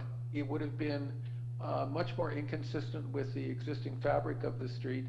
And although there'd be a little bit more landscaping in the back, I do believe that this solution with the garage in the back is a better solution. So I'm happy to support the motion. Okay, all in favor? Have your approval, sir. Thank you. Number 26, 411 Brock Avenue. The purpose of this application is to alter the existing two-story semi-detached dwelling by constructing a rear two-story addition. And with this application,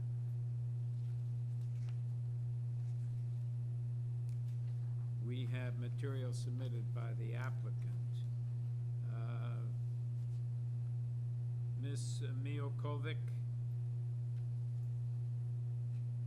Good afternoon. Yes, I'm here. Oh, sorry, I thought it said Sarah. Okay, go ahead, sir. I get that sometimes. No, it's Saba. Right. So we're proposing to add a modest two-story rear addition to this house to add an extra bedroom and a living room. Yeah, sir. The proposed addition has. Sir, could we have your name and your address for the record? Absolutely. It's Saba Miokovic from Men at Work Design Build. I'm the agent for the proposed variances at 411 Brock Avenue. Okay.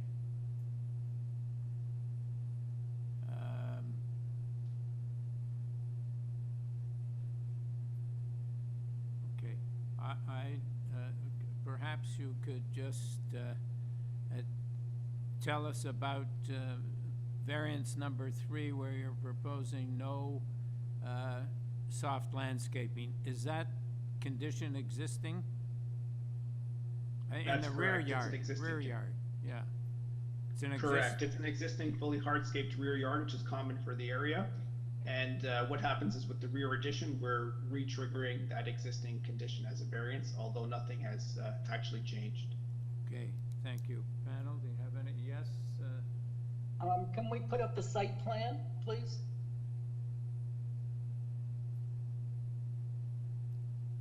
My question about the site plan in the rear yard is, I think it's showing hardscaping, and you are proposing, changes in the back, and so are you not able to modify some of that hardscaping into soft landscaping? Well, that's outside of the scope of work, so for economy's sake and, working with a pretty strict budget, we're actually not proposing to do any landscaping work. We're basically just adding a small 10-foot addition at the back to add a bit more space to the house. So it's outside of the scope of work proposed. But it's not outside of the scope of your variance. You're requesting a variance to provide zero soft landscaping. Correct, but that's the existing non-conforming condition, so that's a technical variance of the existing condition. And being a downtown inner city lot, it's, as you can see, there isn't much of a rear yard as is, and that's fairly consistent with what's present in the neighborhood at large. So what is that hardscaping in the rear yard? Concrete pavers and such. So, did this condition exist before they passed a bylaw was passed to require 25% soft landscaping? That's correct. That's correct. Okay. What percentage is the if the hard landscaping? I'm with Mr. Nimrod. I agree. I think that you're asking for approval and you do need a variance, and I'm not inclined to approve variance number 3. I'm wondering if the hardscaping was made soft landscaping, what percentage of the rear yard is that? It looks to be even greater than 25%. Sorry, could you repeat your question for me? I'm not inclined to vote in favor of variance number 3. I agree with Nimrod. If you come before us for 3 variances, notwithstanding the fact that that courtyard is outside your area of work, the variance covers the entire property, and I don't see any advantage to the community in general or to the bylaw in having 25% or having 0% of the rear yard as hardscape. I'm inclined to not approve variance number 3. In order to understand what that would mean, I'd need to know what percentage of the backyard is the hard landscaping. What percentage is that of your rear yard? Right. So if we look at if we can pull up the site plan again. So we have the rear yard between the back of the proposed addition and the rear lot line. If you would like, I can quickly calculate the total area of that for you. So is the variance then only applying to the space between the block garage and the laneway? No, technically the zoning variance for the rear yard is the entire area between the rear wall of the proposed addition and the rear property line. So that also includes the existing block garage. So as you can, so the 25% of that area would need to be softscaped to be compliant. Currently, the area between the concrete block garage and the rear wall of the addition is, if we just look at it visually, it almost looks like maybe a third of the rear yard area. Yeah. So maybe that's 33% of the rear yard. So, do you want me to crunch the number real quickly for you? I agree with you. It looks to be about 30%, in which case, if the hard landscaping was transitioned to soft landscaping, you wouldn't need variance number 3. Right, so that exactly. So that entire existing hardscaped area would need to be softscaped to comply with the zoning bylaw. Okay, thank you. So, are you going to do that? Because it appears you may have some opposition if you don't do that. I appreciate your budget. This won't. Yeah, and I'm just looking at the photos right now. Currently, the entire rear yard is just a cast concrete slab on grade. It's probably just an extension of the existing garage, and currently there's a door to the garage on the south side of the concrete block garage. So just in terms of the path of travel, that's the entry point. And I'm just trying to think, quickly off the top of my head here, what type of, concession could we make that provides some additional, softscaping, but works with the path of travel and the overall, functionality of the space. So so for example, if we were to, for instance, make half of that courtyard softscaped, is that something that the committee would feel would be reasonable? I realize that would still be less than the required percentage of rear yard softscaping. Would it be 15%? It would be, give me a second, I can just quickly calculate that for you.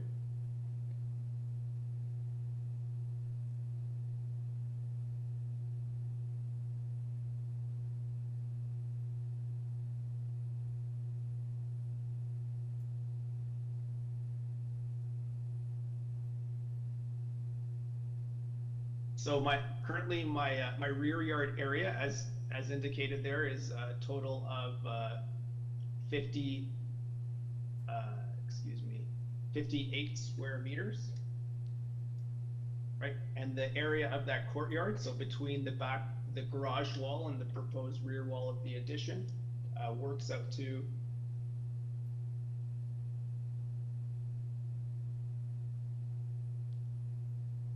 12.7 square meters.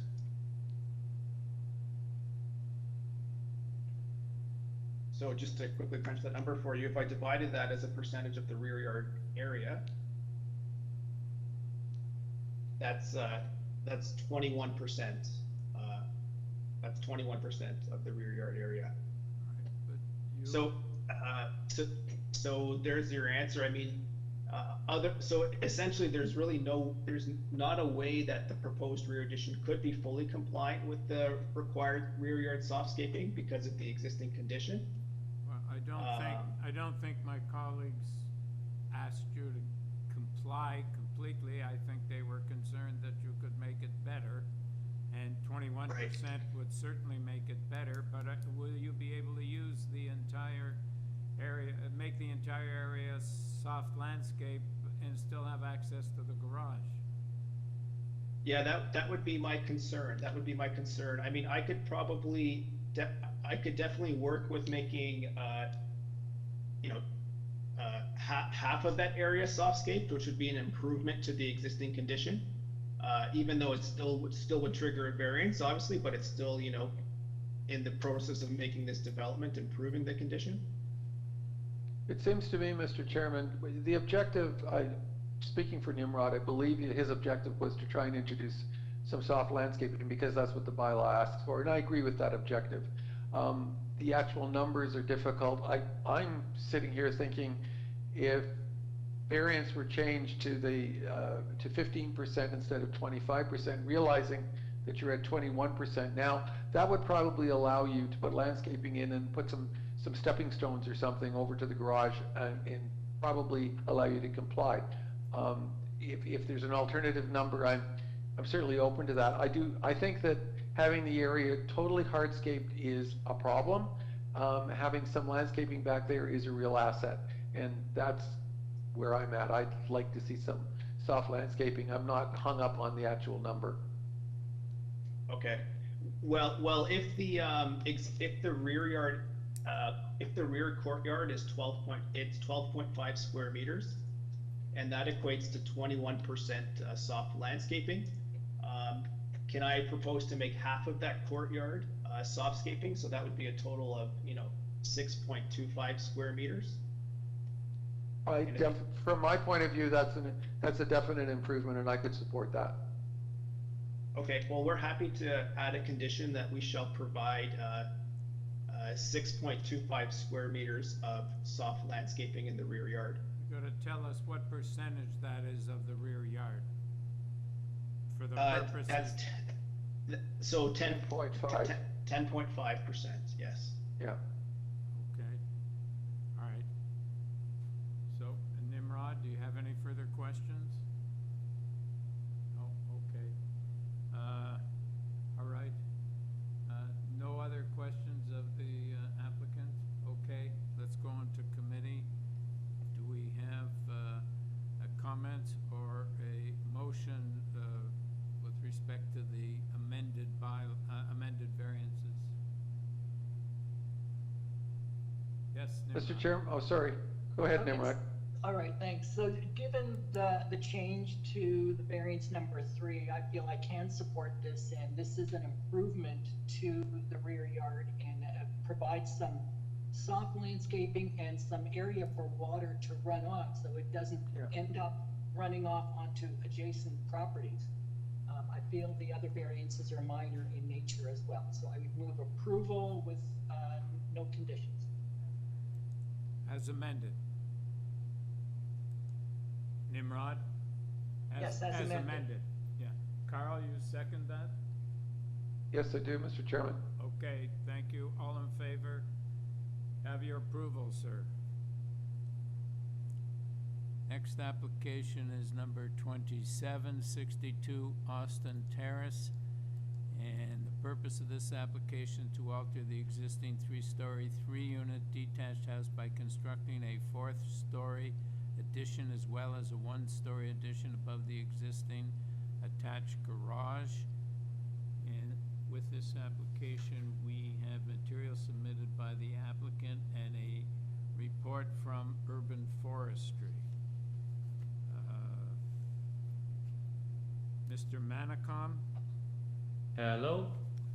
Yes. Can you hear me? Yes, we can. Excellent. Name is Scott Manicom, address 311 Pape Avenue, Toronto, Mary for Mary 2W8. Brief history of the project. I approached planning with this prior to submitting anything to the Committee of Adjustments back in January. We met, we reviewed the plans, elevation sections, renderings, and they were in support of the application, or not opposed to the application, I guess. They say they wouldn't be opposing it if we went to the committee. So after that meeting, I approached the neighbors. There's really only one neighbor who is affected by any work that might be done at the property, and that's 60 Austin Terrace. They had no problems with the proposed plan, although prior to, once the application was submitted to the COA, they did reach out to me. They had a few concerns which we addressed on the phone, and I feel that we resolved any issues. I'm not sure if they're part of the meeting today, but that's the history of the plan. The variances are all appear to be very minor in nature. Most of the setbacks are existing conditions. We're not changing any of the existing footprints that currently exist. We are infilling a alley between the garage and the main structure, and asking for a slight GFA increase.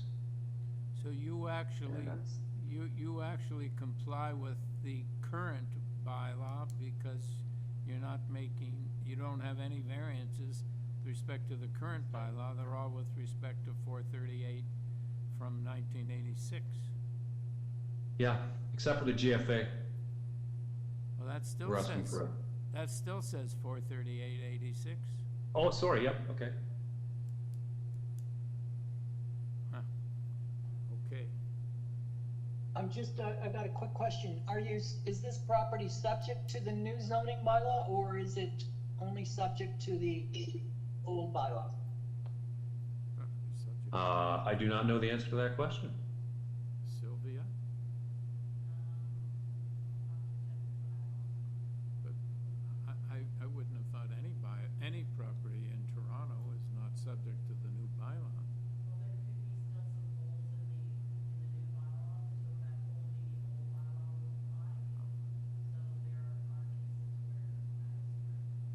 So the, I assume that review was part of the review when it went through the zoning process? Can I make a comment? Actually, there are examples of this kind. They're only subject to the old bylaws for property that usually is non-conforming use. Sometimes that happens. That's all. Yeah. I think that they have gone through a zoning certificate application, and then they might have vetted this out. That's my understanding as well. okay. Any further questions or comments? All right, we'll take it. Yes, Yim? If there aren't any additional comments, then I will move for approval with the forestry condition number 2, but I'm welcome for any comments before I make the motion. No other comments. So, do we have a seconder? Carl? A seconder? Yeah, Mr. Chairman, I had initially some concerns with the height of this building, but I think that the applicant has gone to some pains to step back the 3rd floor and to adjust building materials to, in any way he can, alleviate the height, the visual height of the building, and I think it's been successful. I wouldn't want to see this building in the middle of a row of 2-story houses, but I think on the end, it makes a great deal of sense, and so I'm happy to support. Yim, did you make a motion? Because I'm happy to support a motion of approval. Yes. Okay. No, I just wanted to give I just wanted to give a chance for people to make comments. Yeah. I agree with what you said. But it's subject to, I think it's subject to forestry condition 2? 2, yes. That's right. All right, all in favor? Have your approval, sir, thank you. Number 2892 Ashdale Avenue. The purpose of this application is to alter the existing 2-story semi-detached dwelling by constructing a 2-story rear addition along with a rear ground floor deck and a rear 2nd-story deck. And Oz Kamal. Good afternoon, members of committee. Good afternoon.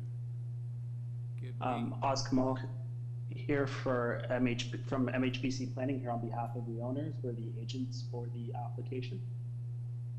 Yeah, okay. So panel, do we need a presentation on this matter? Oh, we don't need a presentation, sir. Do you have anything you want to say to the committee before we go into committee? No, we've reviewed the staff report. We're okay with the condition that was added in by planning as well for the screening in the second on the deck. And my neighbors went to great length to speak with all their neighbors, so we're happy with where we're at with it. Thank you. Okay, thank you. Panel, any comments, or do we have a motion? No. Carl?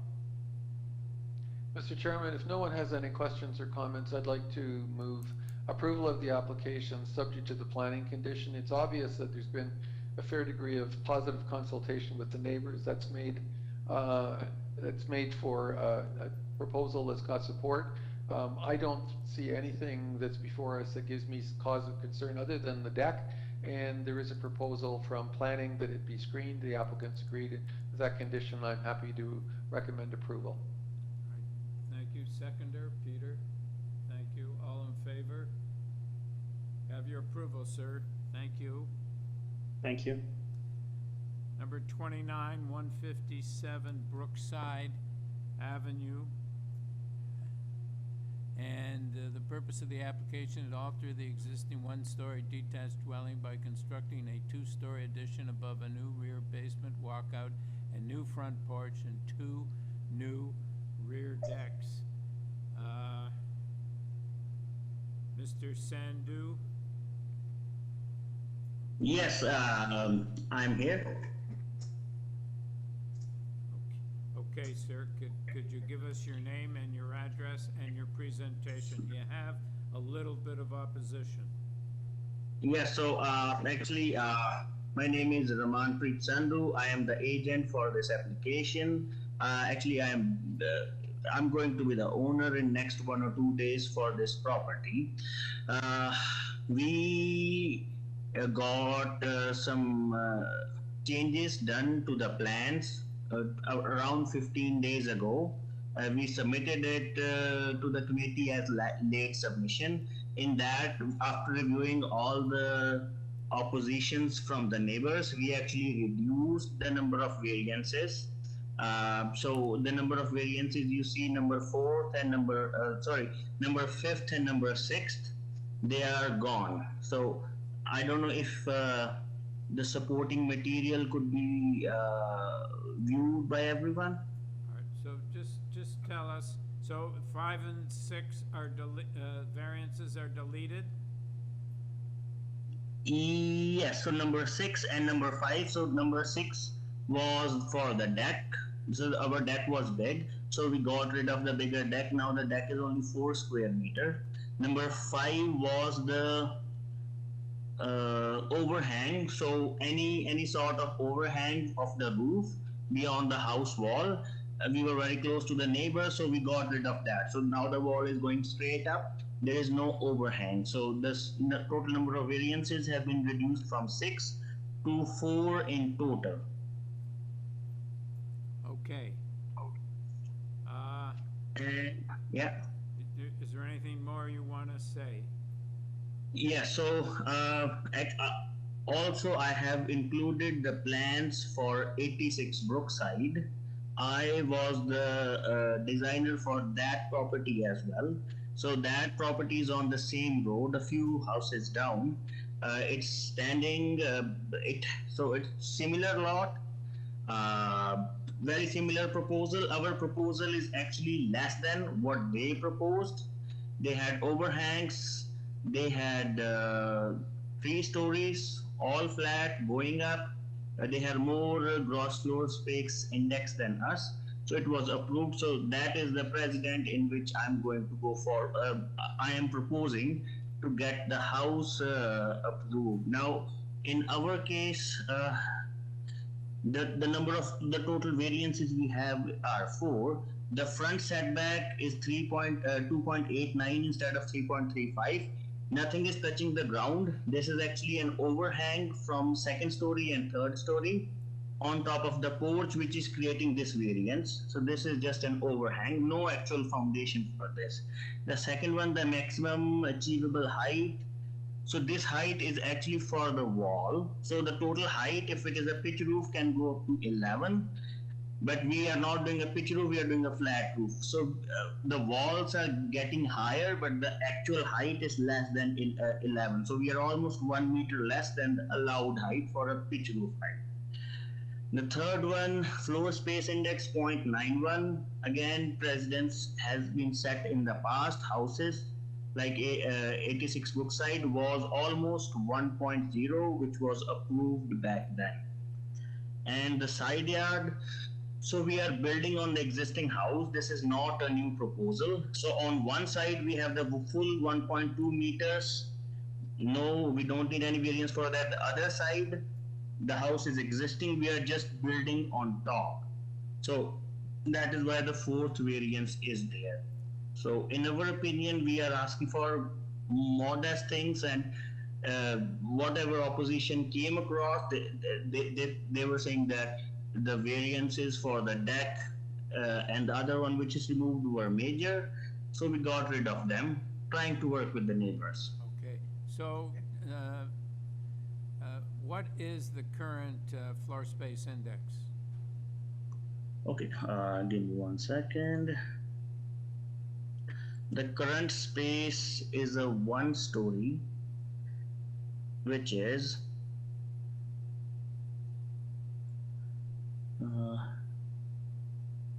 884 divided by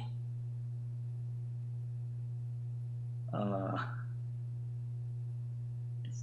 divided by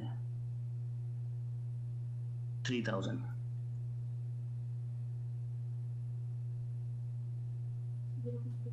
So the current floor space index is around 0.3. How much? 0.3. So we are less than the allowed limit. It's a single story. In the supporting material, I have added some photos of the house as well. It is a single story bungalow. Okay, sir. The panel, do you have any questions? Yes, Kim? Oh, yeah, I have a question on the floor plan. Can we bring up A106, please? It's the first floor plan.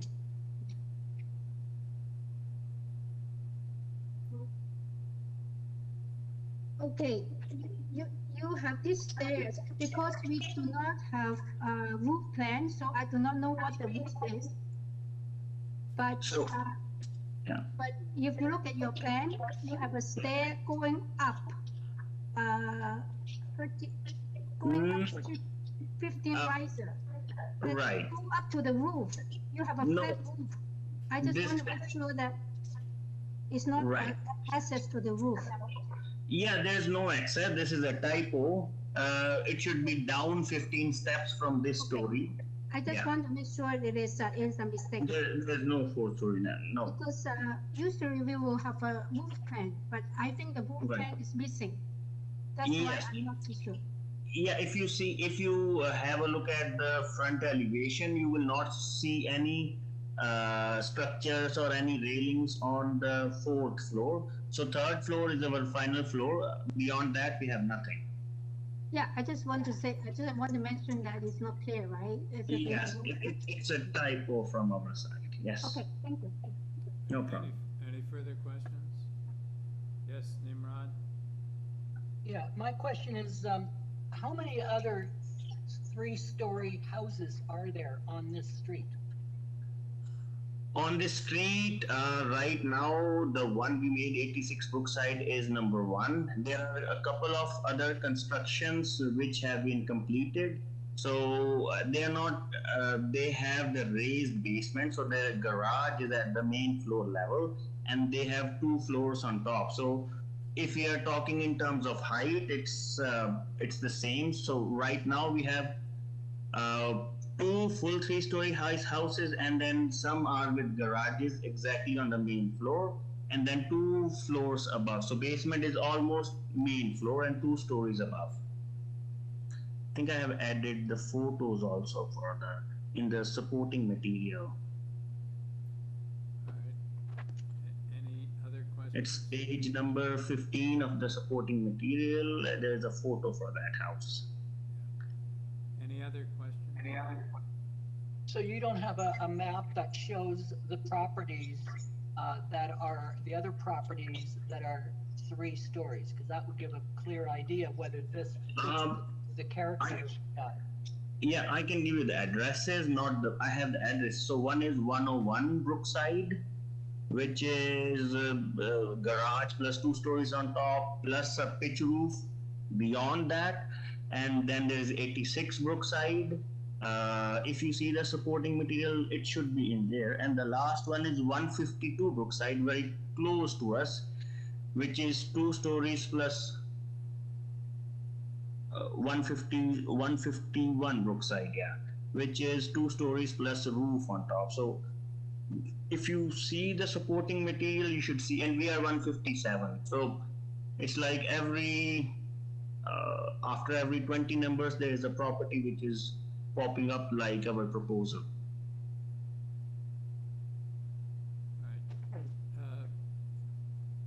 Okay, let's move on.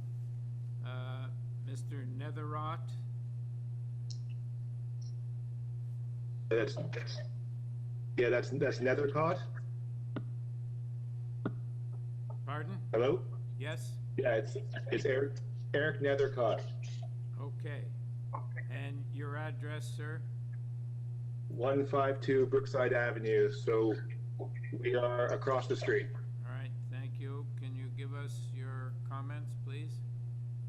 Our first comment was the front setback with the built-out porch is an alteration from the existing house. Our concern is with the tree that is on the property. It wasn't documented on the site plan drawings that were submitted. It was also not documented on the I guess the site plan application from the developer. So our concern is that it's a very mature tree, and the building of this extension out the front will impact the health of that tree. That's our number one concern.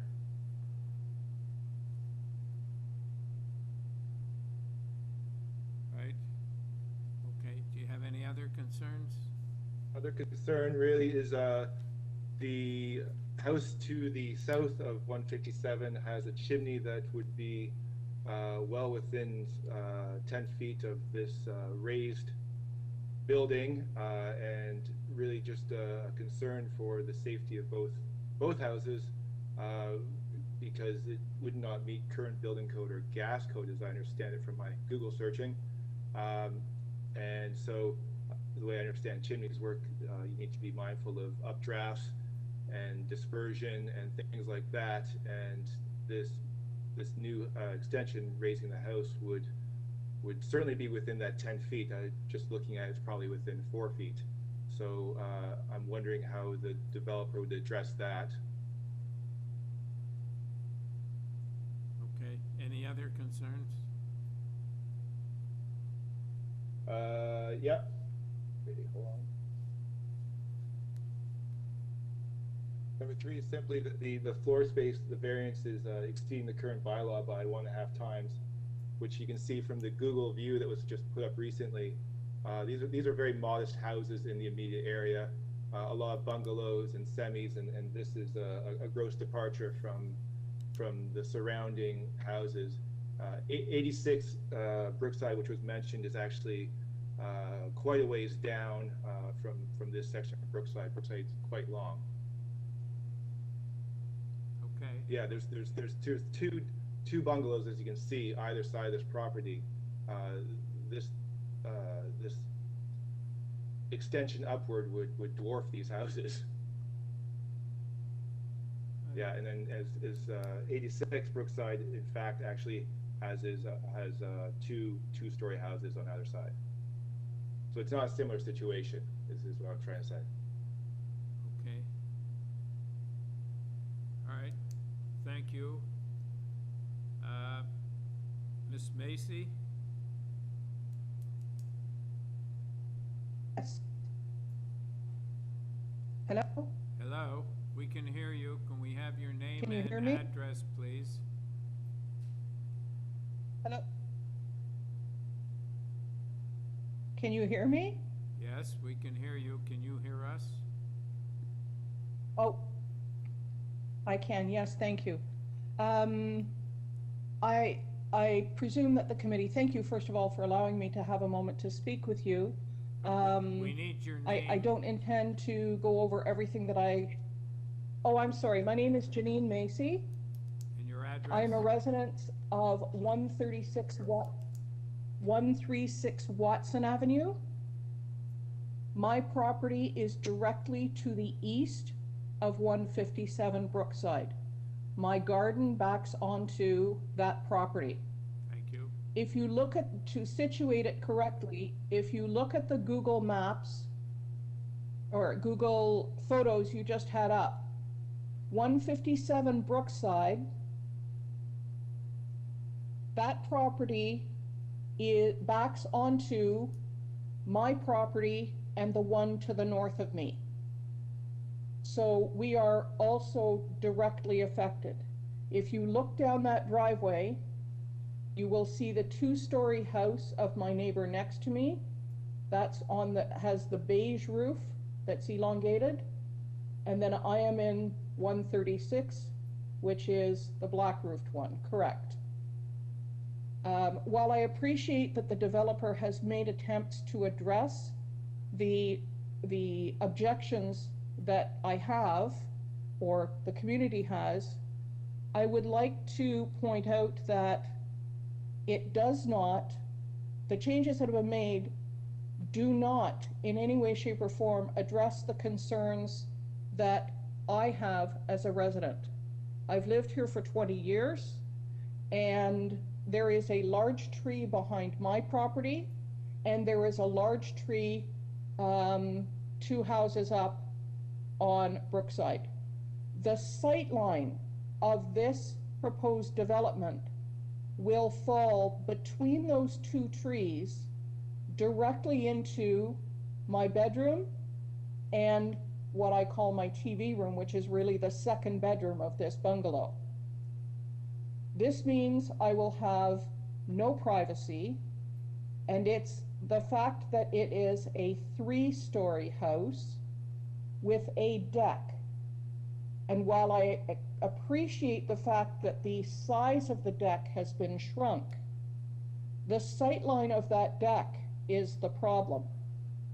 There's nowhere that those people are going to want to look than directly out the back, and they're naturally going to look into my neighbor's windows and into my windows.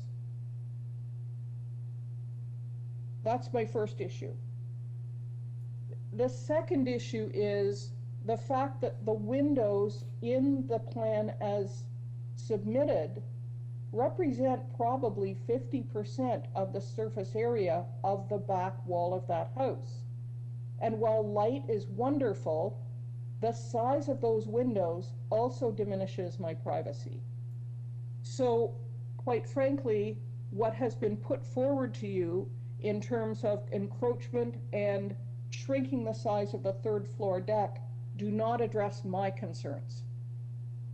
I would, building on what others have said about it being out of character for the neighborhood, the other properties that have been described to you as precedent, I would respectfully submit are not quite precedent.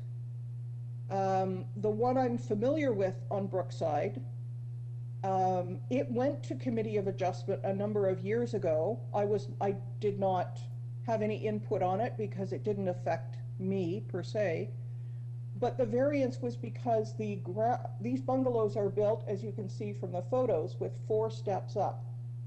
So in effect, the ground floor is not at ground level. So it creates a raised basement. The precedents that they're showing you have a ground level and 1 story above that, but they look 3 stories because the basement is raised by about a half a story.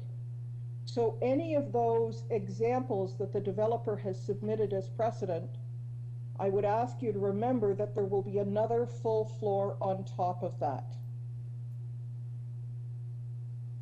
Now, my point, as I made in my letter, is that this is not someone who is seeking to, as a homeowner, develop their property for the betterment of the neighborhood.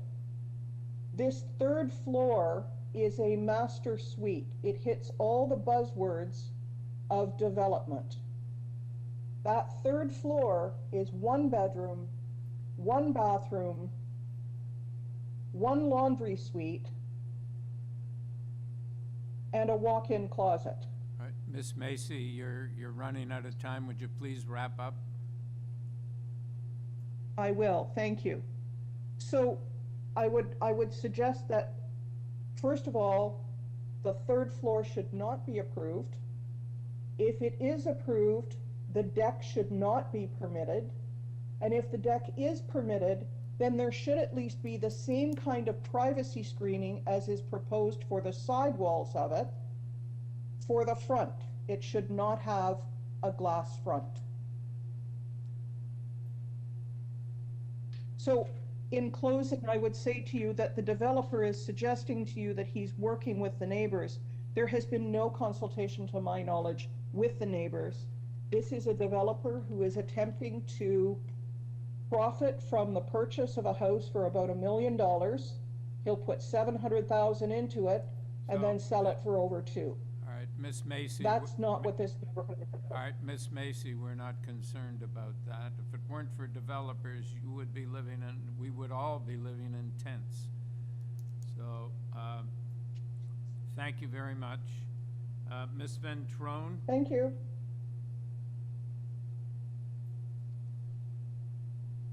Ms. Ventrone?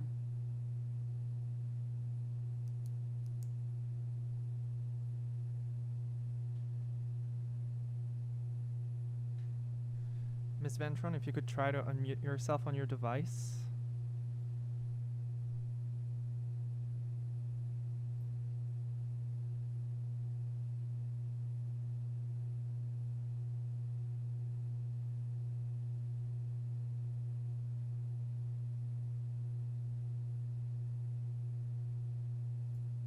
Try to speak. I think we should hear you.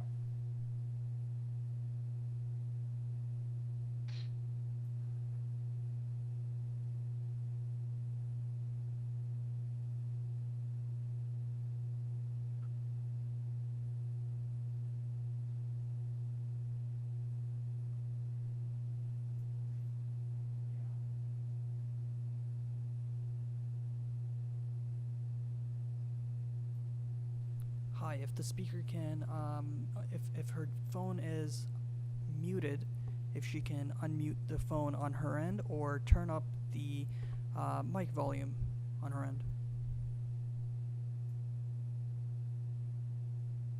Through you, Mr. Chair, we're going to try to call the speaker. Okay, I'll go on to the next party. Liz Jenner, please.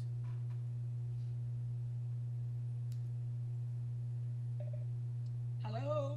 Yes, Hello? Can you hear me? we can hear you. Can you give us your name and your address, please? Liz Jenner, 155 Brookside Avenue. Okay, can we have your comments, please? Okay. 157 is, as someone already said, in the middle of 3 bungalows. I'm on the south side at 155. The proposed height, floor space, and side yard setback, front yard setback are unnecessary and not according to current bylaws. We don't have a clue who owns this house now or why this big overbuild is being proposed.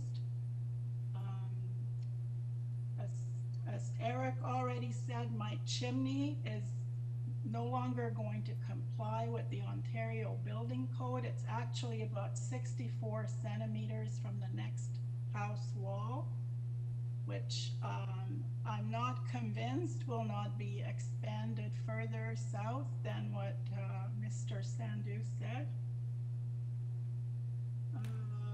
My north side wall has 2 windows, as well as all the furnace exhausts and all that stuff. There's 64 centimeters from the next wall, which is very close. I'm very concerned about damage to my house during construction. I'm glad the overhanging eaves are no longer an issue, but the sheer height of this building and what others have already said, the ability to see sunlight and daylight in our own gardens is going to be very diminished. And I don't think it was appropriate to use number 86 as an example of a similar build. That house was is between two two-floor buildings with lots more space between them than these 3 bungalows have. Also, it was flipped. So again, no consultation with any of us, no knowledge of what was planned till we saw it in the written proposal. And we have not much faith in this going ahead as promised. It seems a very quickly drawn up plan to make overuse of this land. That's about it. All right, panel, do you have any questions? Thank you. Thank you. Do we have Ms. Ventron?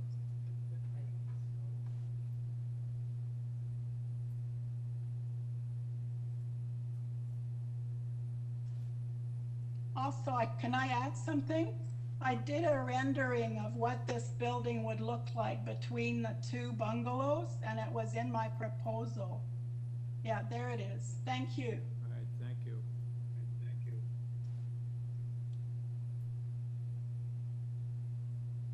Is she there? No, we lost her. Okay. Mr. Pletch? Mr. Pletch? Hello? Yeah, Hello? Mr. Pletch, can we have your name and address, please?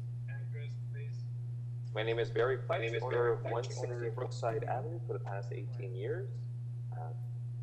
Good afternoon, committee members, and thank you for your time with this matter. I've already submitted a letter of objection along with my fellow neighbors. On review and collecting their letters, it is evident that this request for 157 Brookside Avenue that 1, the variances are not minor, 2, the proposal is not desirable for the appropriate development or use of the land and building. 3, the general intent and purpose of the city's zoning code and or bylaw are not maintained.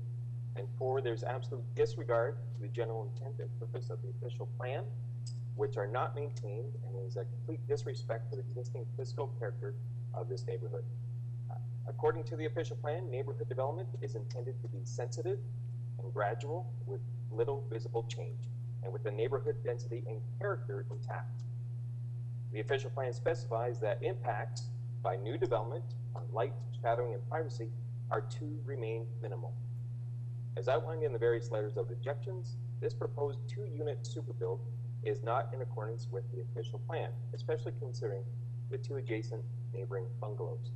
As noted, 86 Brookside Avenue is associated with this submission and is a complete out-of-character eyesore for the neighborhood. I hope the same mistake does not happen again.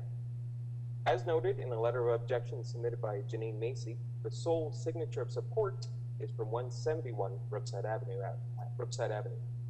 171 Brookside Avenue currently has a request submitted for an even larger monstrosity, application A0287/21TEY, pending the outcome of this hearing. Therefore, should not be considered as a neutral neighborly letter of support. Now, what is very troubling is the revelation of professional misconduct of the engineering company of this project.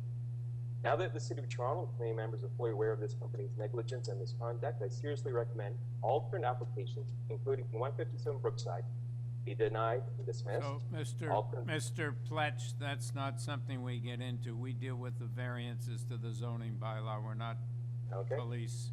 Well, I'm just making sure the City of Toronto is aware of extensive professional misconduct that may result in legal proceeding. In conclusion, please consider my letter of objection and those of my neighbors very seriously. We've had no communication from the agent, who is now as revealed, the future owner. We all plan on living here well past the temporary flip of this grotesque super build. Thank you. Thank you. We have Ms. Ventron.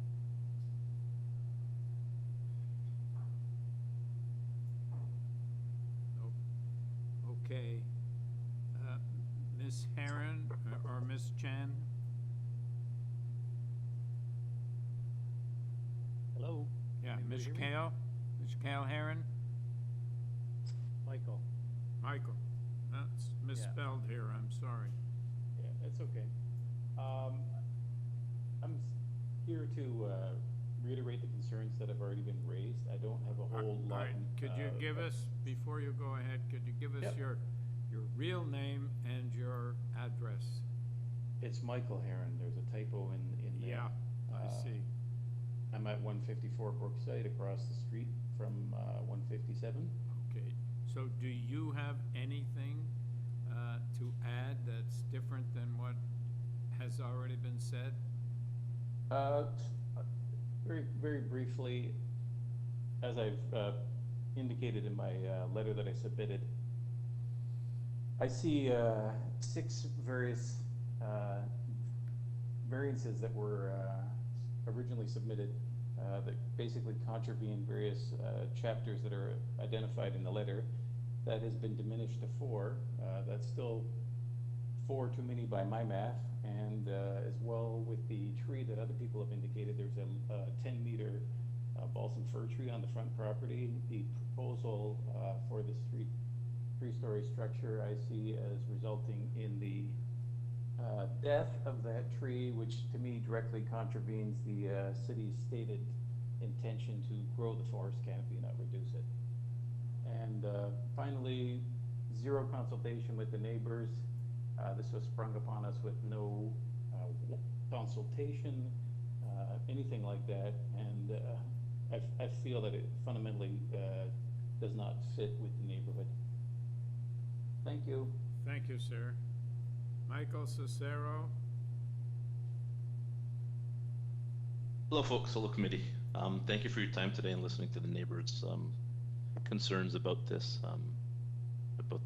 build. My name is Michael Cicero. I'm at 162 Brookside Avenue, just directly across the street. Can you just tell us what your concerns are, if they're different than your neighbors? Well, most of the concern would be very similar to what the neighbors. I mean, the fact that it was brought upon us so quickly without any consultation to the neighborhood was a key factor of seeing so many of these letter of objections coming in for the neighborhood from the directly aligned houses around it.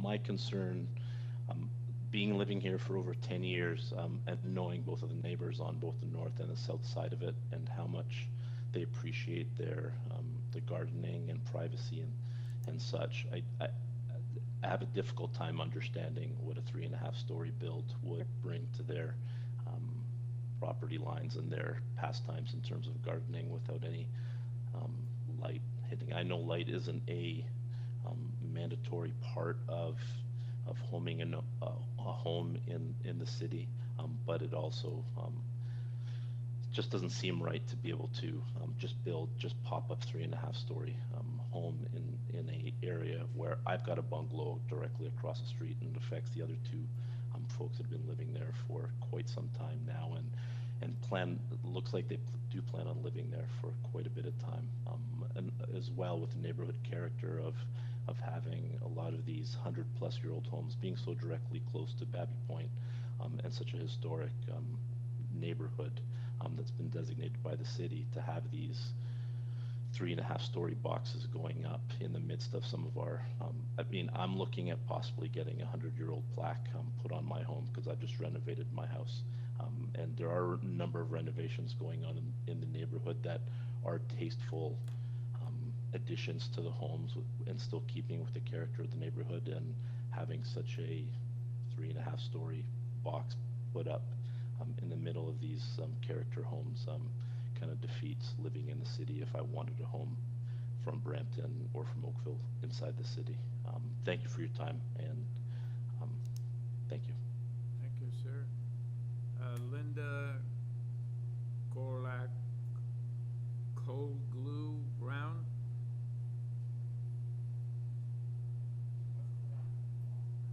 Lost her. Okay. Blair Pollock?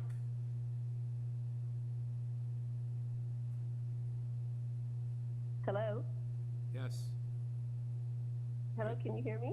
Yes, we can. Could we have your name and address, please?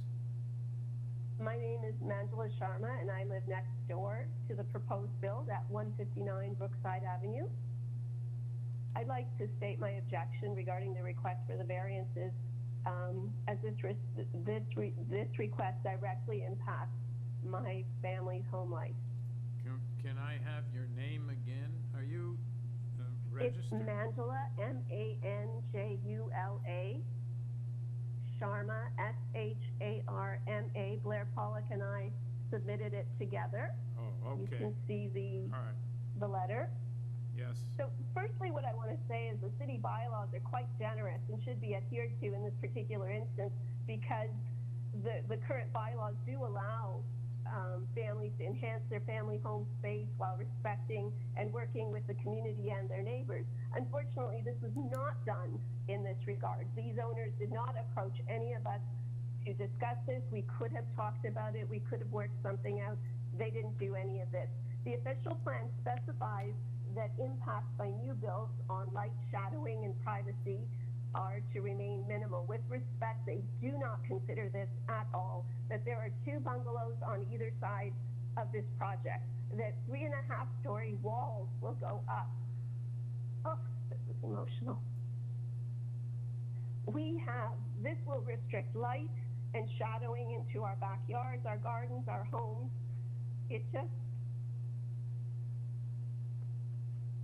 should be considered that the height, as depicted in Liz Jenner's picture, essentially is towering over us.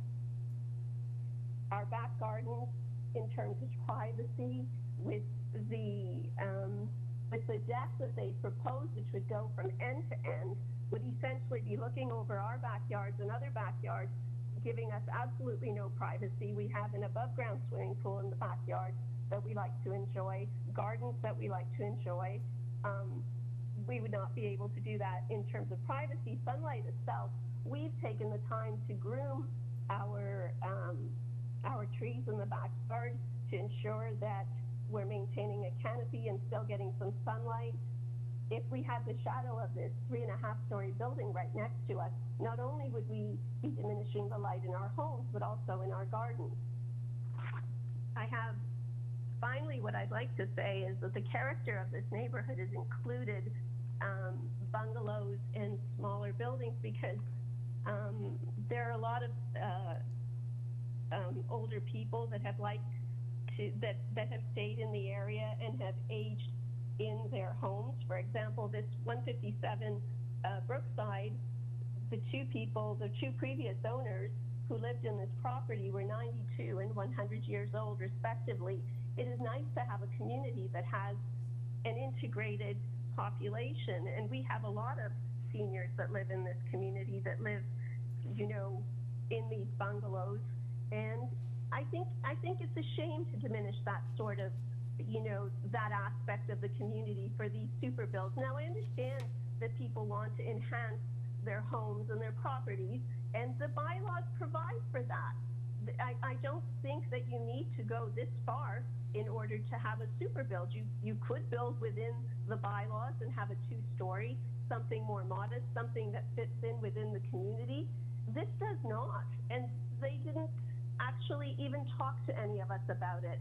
If somebody wanted to enhance it and work with the community, I'm sure that we would have done so.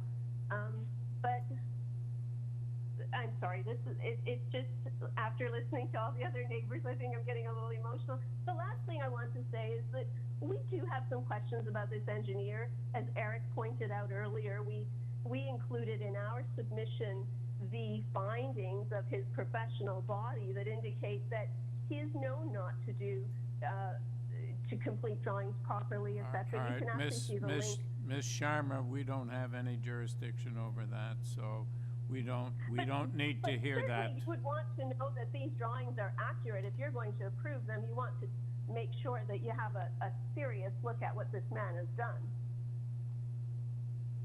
Yeah. And submitted. I just ask you to consider that.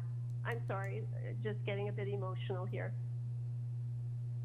Okay. Thank you. Panel, do you have any questions? Okay. Do we have any, there's 2 people we haven't heard from. Are they, can you?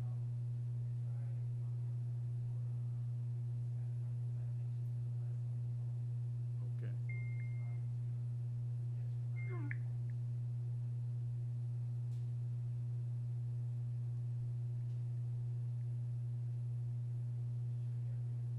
Okay. Ms. Ventrone? Hello?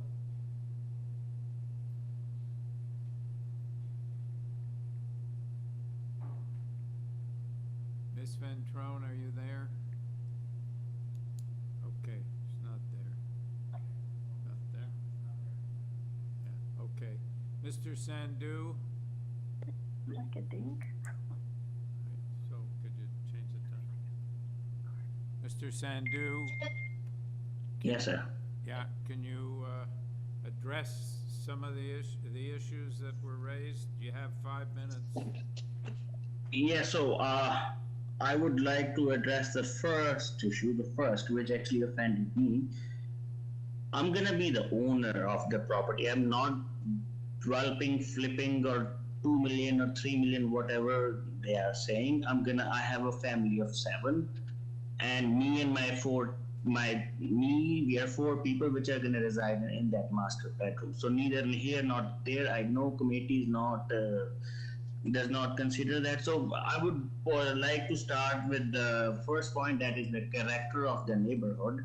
Now, there are very few neighborhoods in Toronto which are in which you are allowed to have a house which is 11 meters in height and specifically 3 stories. And this exact neighborhood has that exact bylaw. So if I just make the roof pitched, I can go higher than that, and all the issues regarding lights and gardens will still be an issue, and the bylaw allows that. So, I mean, I'm here in front of committee, and I did not talk to them because of COVID. I tried to work out whatever I can, even after I submitted, just so I can be nice to my future neighbors. Secondly, again, the deck has been shortened, and the deck is no longer a variance anymore. If it looks into someone's property, we can put a privacy fence on the side, but it is no longer a variance anymore. The third thing, the tree in the front. The whole point of having this as an addition to avoid any harm to the tree. So the existing foundation is kept. We are doing a porch with 2 sonotubes in which you actually go drill down using hydraulics. You don't even dig down with shovels or machines, so you don't damage the tree. So we have already taken care of the big tree which is in front of the house. So all in all, and 86 Brookside, it is built. The other property also, 101 Brookside, it is built. Actually, it is higher than us. As a matter of fact, that pitch roof is of the full height 11 meters. We are at 10 meters, we are lower than that. And by default, by the allowance in Ontario Building Code, the front and rear could have up to 50, 60, 70, 80% of windows, and we are less than. So a lot of concerns was, and about the bungalows, that there is a bungalow on left side, there is a bungalow on right side. Without coming to committee, anyone can build a 3-story there as allowed by the bylaw. So I would please like to request that committee, if you can grant the approval of this, because time is of essence. We need housing and we have to move in. This is very critical for us. If you guys have any question, please let me know. All right, panel, any questions? All right, so let's go into committee. Any comments? Yes, Carl?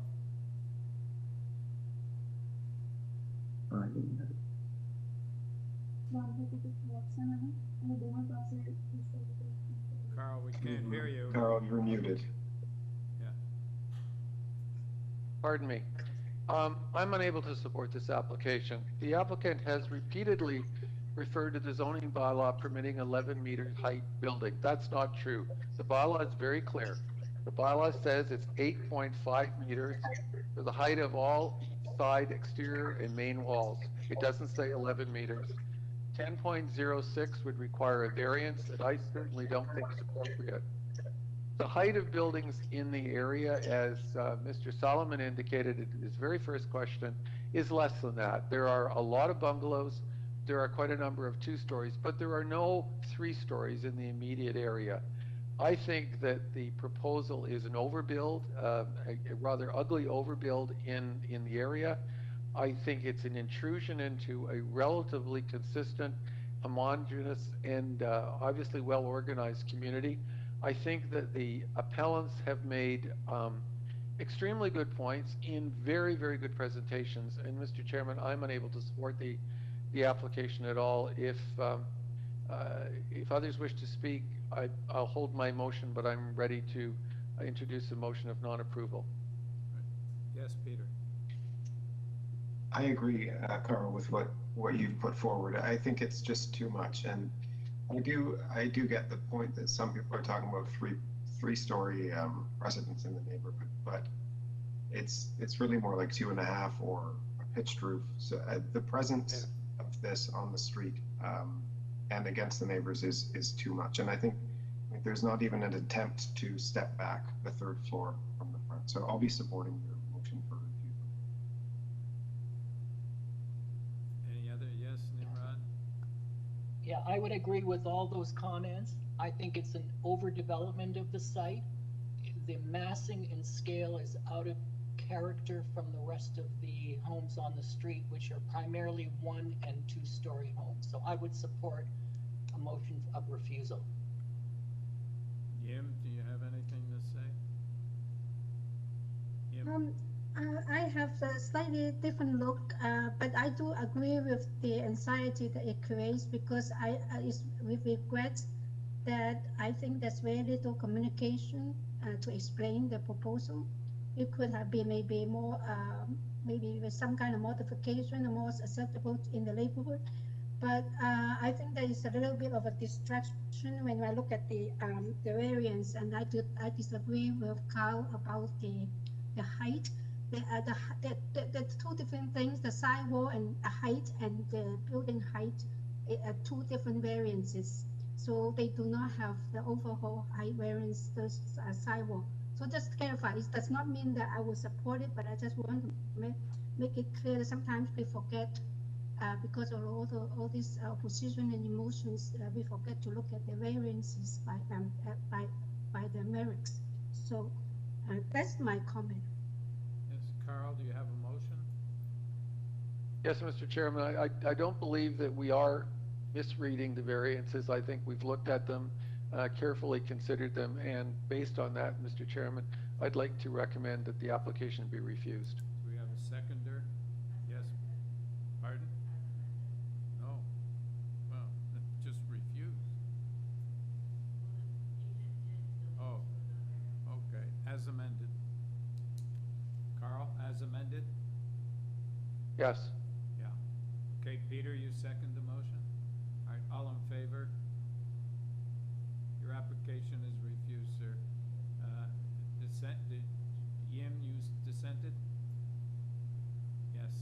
Yes, I descend. Okay. Next application is number 3033 Standish. Purpose of this application is to alter the existing 2-story detached dwelling by creating a parking space in the front yard. And with this application, we have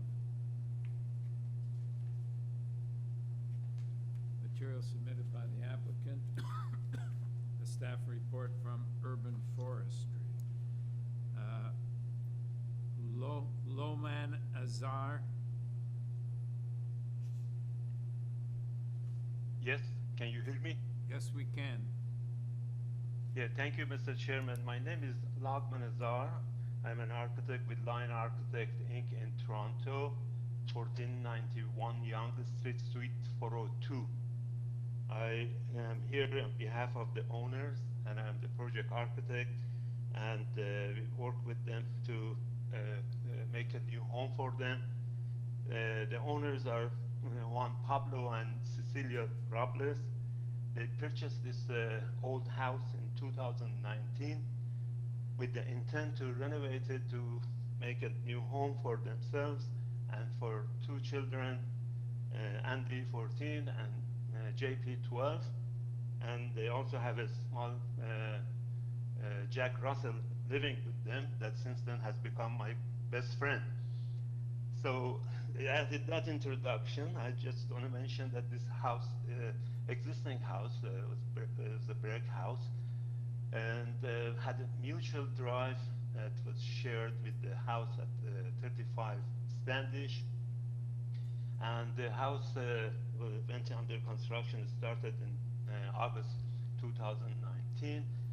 And unfortunately, there were a number of delays due to very, very bad winter in 2019. And then recently, as you all know, we had COVID-19, which slowed down the entire industry and economy. And so, but having said that, the project has progressed slowly but surely, and they're very close to be completed. And they, since then, have been living in a rental house nearby, and their children have been attending the local public school since then, and they love the neighborhood. And during the last 2 years, they have been living in the neighborhood and have made a lot of friends in the neighborhood. And so this old house now been renovated and ready for them to move in July. The problem that we have is the driveway is extremely narrow. It's about 2.1 meter wide, which is not really practical for anybody to drive in there or drive back. And in fact, the previous resident in this house, which was a tenant, and the current owner of the number 35, they both parked their car in front yard. And now the new owner, they also hope that they can get the favorable decision by the committee to park their car at the front, because the use of the garage, there is a detached garage at the back, which is joined with the neighbor's garage. And in the neighbors actually at 35 lived there for many years, I would guess maybe 40 years, and they never parked their car at the back, and they always parked at the front. It's a very difficult situation for anybody to use the rear garage. So the practical approach is to get permission for front yard parking, and the unfortunate consequence of that is that the required landscape area, which is supposed to be minimum of 50% of the front yard, will be reduced to 46.3%. Mr. Azar, I don't Yes, think sir. I don't think we need any further presentation. They're very minor variances with respect to soft landscaping. So I'd like to take it to the committee now for a motion or comment or question. Nimrod? I have a question. If we can put up the site plan, I'm trying to understand, the parking space that you're proposing is on an angle, which seems like it's taking up a large amount of the front yard, and you're still keeping the driveway as hard surface. So I'm trying to understand what material will be on the new parking space that you're proposing. Okay, that's a very good question. As you can see in the illustration, there are rectangle and square parking paths are proposed with gaps between them for plants to grow, and the landscaping area surrounding it. And there's the car is the way it's designed that the car can park in there, and the wheel resting on the path. But when the car is not there, the whole thing will look more green than covered by the pavers. So that's the intent there for covering, surface covering material. I hope I answered your question, sir. Thank you. Yeah, thank you. Any further questions? Okay, do we have any comments, or do we have a motion? So I just have a Yes, comment Carl. before we put a motion. I'm wondering if this was to be approved, can it be tied to the site plan so that it's clear exactly that there is space between those pavers? It's not, that parking space will not all be just total hardscape. There will be pavers with space in between. Okay, so why don't you make a motion, Nimrod? Sure. I'm supportive of the variances that are proposed. I think they are minor in nature, and I would recommend approval and subject to time and condition of the site plan. Seconder, Carl? Okay. Yes. All in favor? Have your approval, sir. Thank you. Thank you, sir. Number 31,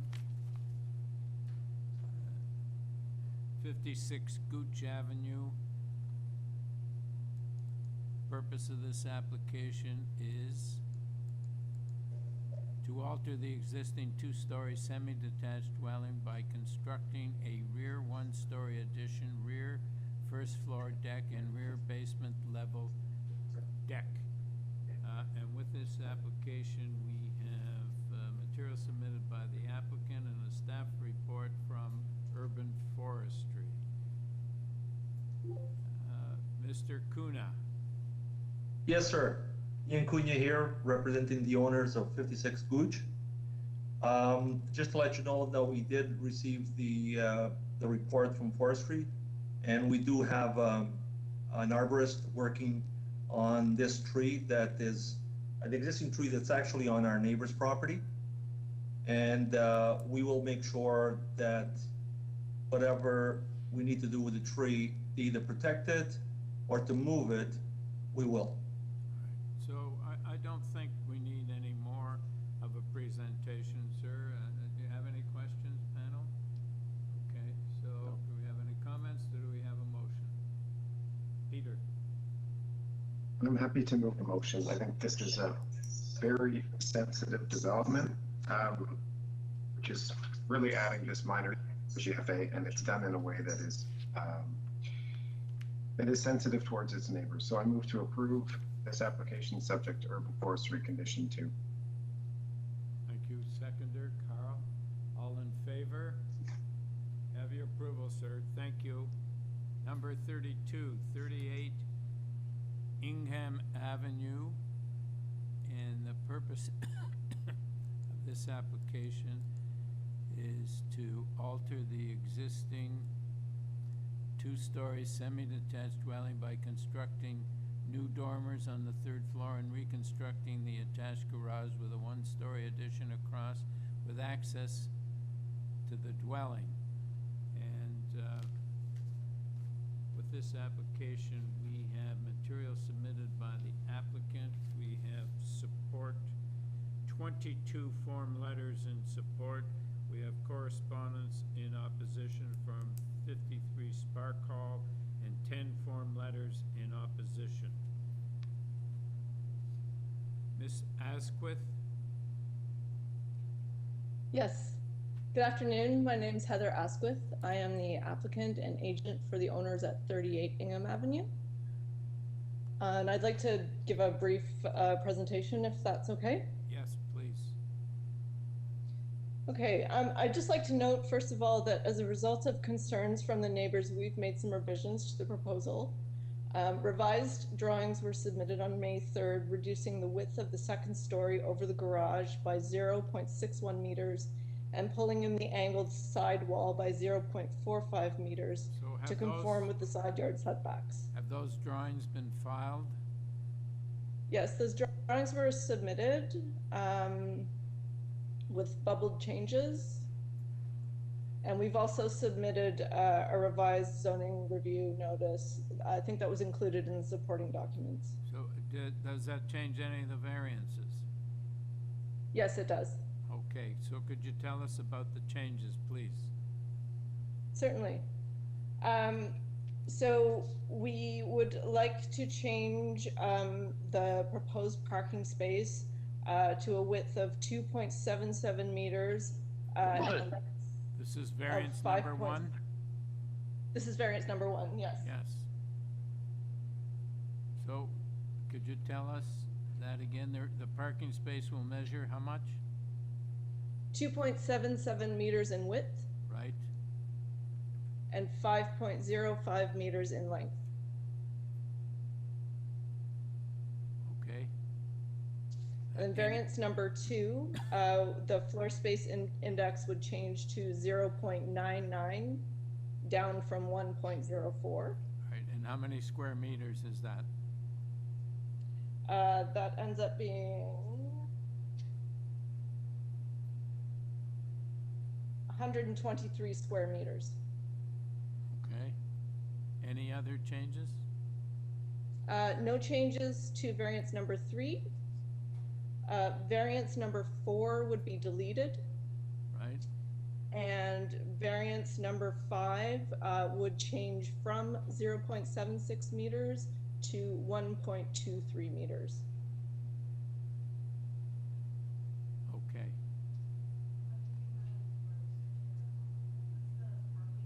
So basically, these changes were Ms. Asquith, Ms. Asquith. Yes. We need to for the purpose of any approvals, we need to know what we need to ensure what the changes to the parking spaces were in variance number 1. Oh, okay. Yeah, they were. Do you mean the original parking space or the original variance? No, the new variance of meter width and length. So the new width will be 2.77 meters. And the new length will be 5.05 meters.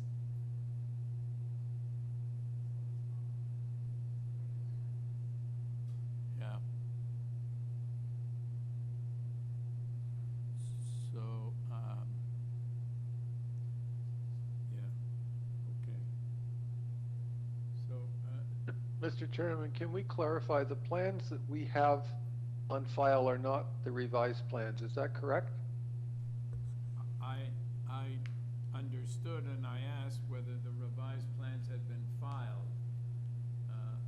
Ms. Asquith? Yes, we did submit them. When?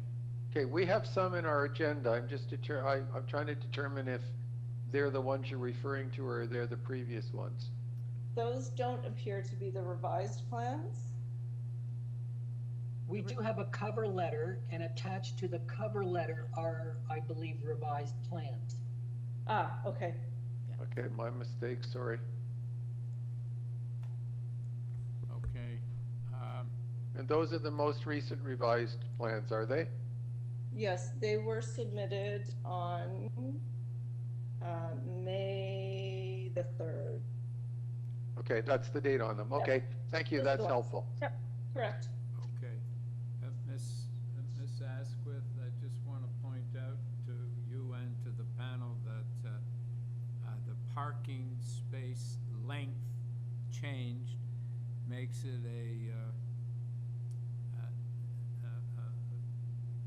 more of a variance, because it was 5.52 and now you're asking for 5.05, so it means you're asking for more. So I'm concerned about notice to the neighbors, and so we will have to address that issue when we're considering whether to approve or refuse the application. Okay. Would you like me to give an explanation of that first? Yes, yeah, that might help. Okay. That was a result of our proposal to delete the side yard setback. So in deleting that side yard setback, we moved the west wall of the garage, the horizontal wall, down 0.61 meters. And then we also moved the angled wall, which is also a side yard, back 0.45 meters to conform with the side yard setbacks. So what that did is, reoriented the parking space to change the length. So it did alter that somewhat. Right. Parking spaces in the garage, correct? That's right. Yeah, okay. All right, so your time is up. Can you wrap up or are you finished? Sorry? I said your time is up.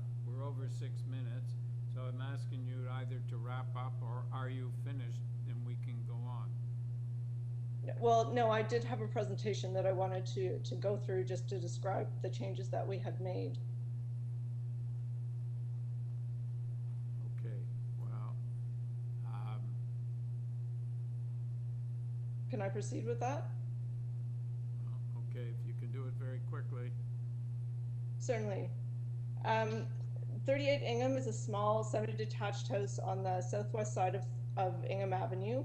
It's a small and irregular lot with a triangular shape at the rear of the property.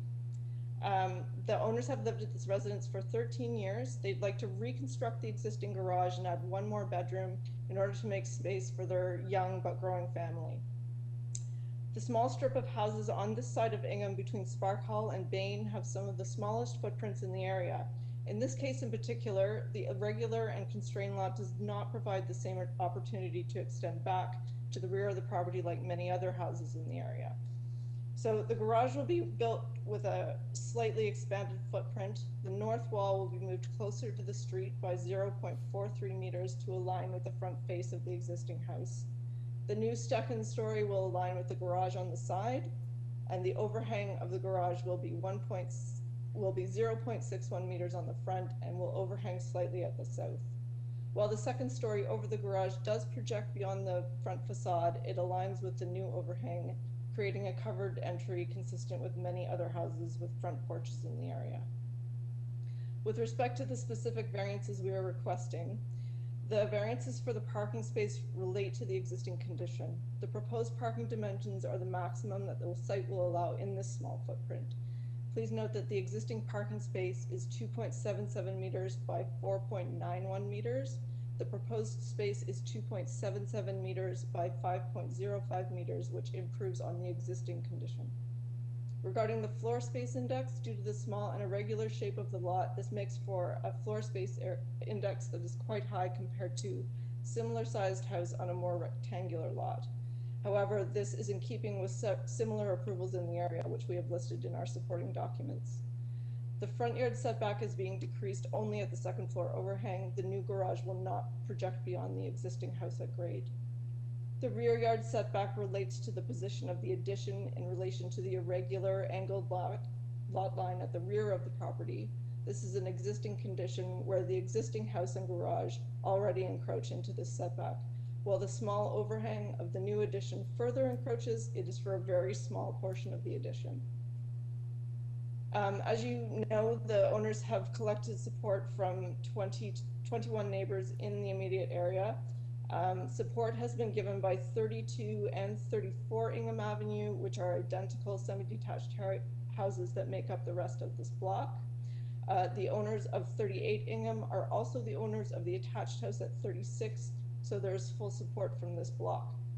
We understand there's some opposition from some owners in the neighborhood, particularly the adjacent neighbor at 53 Spark Hall.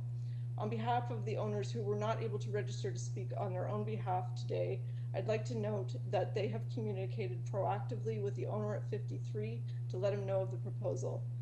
They have had a great relationship with this neighbor in the past, so reached out on numerous occasions 8 weeks ahead of today's meeting to discuss the designs, letting him know every step of the way about the redesign and submission deadline and offering to meet in person to discuss. We only received a response after the redesign deadline of April 19th, sending us his objections through email. At this point, we scaled back the proposal considerably to address some of the concerns, eliminating one of the original variances and scaling back the other two. These were communicated to him by email, but a response was not received. To conclude, we feel these variances are minor, and this is an appropriate addition that builds on an existing condition with minimal expansion of the footprint of the existing house. All right, thank you, Ms. Asquith. Mr. Newdick?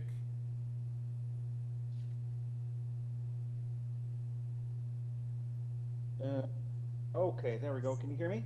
Yes, we can. Yep. Okay, great. Thank you. Before we start, could I respectfully ask the chair if I can show 3 slides? I've had very little notice to get prepped for this, and I'll be very brief. All right, but we need your name and your address first. Oh, okay. So my name is John Newdick, and I am the owner and resident of 53 Spark Hall. I have lived here for over 25 years, and I am the primary neighbor that will be adversely affected by 38 Ingham's building proposal. How does your house relate to 38 Ingham? Okay, so we are in a triangular sort of lot here. Myself, along with 11 adjacent or nearby neighbors, are opposed to increasing the proposed FSI to 0.99 and are opposed to the other variances in order to build a second story above this new garage. The FSI is extremely high and is not at all reasonable for this small lot size. 38 Ingham's existing FSI of 0.81 is already too high and out of compliance. The proposal to build horizontally even further, essentially moving the goalposts again, really is not rational public policy per the intent of the zoning bylaws and the official plan, as this massing would be out of character of the immediate neighborhood. If I could have the first slide, that would be helpful. The nearby FSI cited by the planner for comparison with this proposal were based mainly, no, it's the first slide with a site plan, which was May 25th, 1.12 megabytes.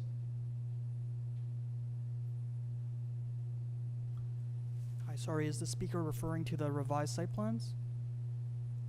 No, sorry, it's the May 25th 1.12 meg file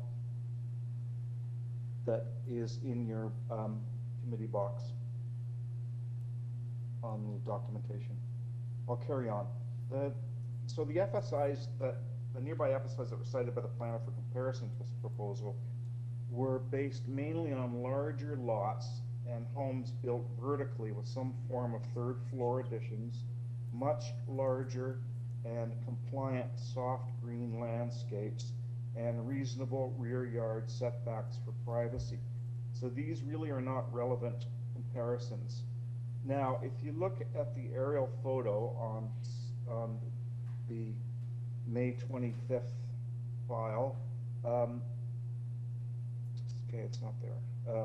These really are, there's a portion of my living space that the planner omitted from the application, and you can see it from the Google map. It shows where the back corner and irregular L-shaped alleyway between our houses meet and is already congested. If the proposed second floor addition and its rear wall is built outward to the requested rear setback, then the added density effect in this alcove and on my property will worsen, especially upon my bedroom window blocking. Ingham's lot sits at 64-degree angle off the plane of my lot. They have already built a raised deck up to the property line, which looks down over us, constantly causing a loss of privacy from this hard landscape. At the proposed rear setbacks, the occupants, and also their gate into their backyard already infringes on my property. So at the proposed rear setback, the occupants of Ingham will need to cross over my property from their right-of-way to access their yard, based on an old conveyance. So these are all the density annoyances that are just not typical in this neighborhood. I'm not going to be able to tolerate further loss of privacy by way of increased visual intrusion and the subsequent claustrophobic health effect caused by this new addition. Their second floor addition will block nearly 100% of my morning sunlight at my only east-facing window in my main living area and block sunlight to my only east window in my second floor bedroom, in addition to my loss of sky views and reduced airflow through this low-lying alcove area.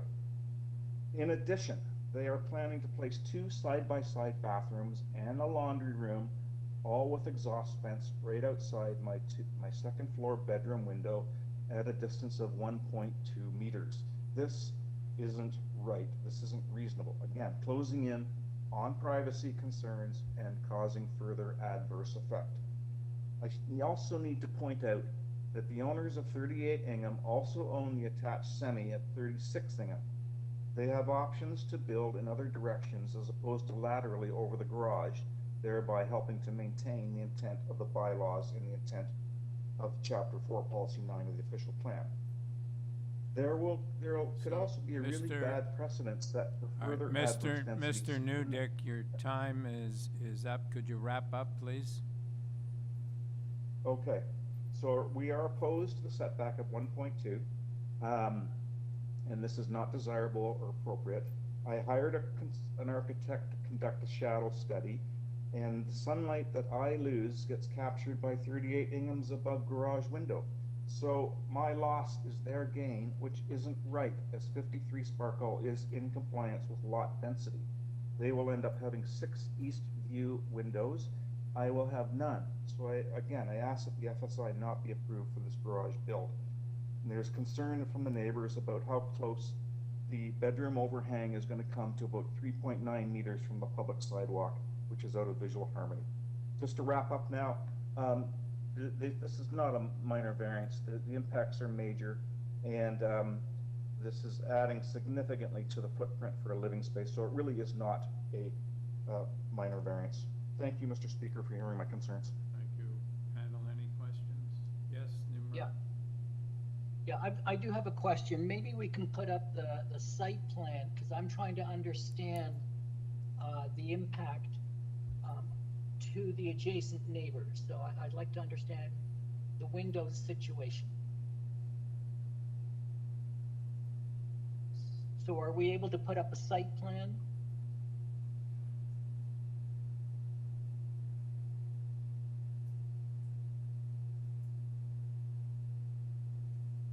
Okay, so if I can ask the speaker, if they can just explain, we're looking at the garage proposal with this as a 2-story, and then their existing garage, and then their home. So they can explain exactly the impact of the proposed garage in relation to then their property there.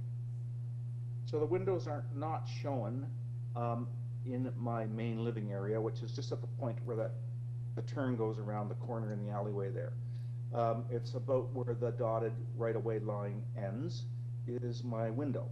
And another portion that's missing is the extension on my 2-story, not 3-story, 2-story dwelling. So there's some inconsistencies here with the information that the neighbor is not at all being considered in this proposal, which has been very upsetting. So you have windows on the second story on the side of your home. Right, which faces this unusual overhang wall at 1.2 meters. If you just add another box to the rear of my house, that is where it is. So if the Google map, the aerial view will show it better. That's essentially the problem.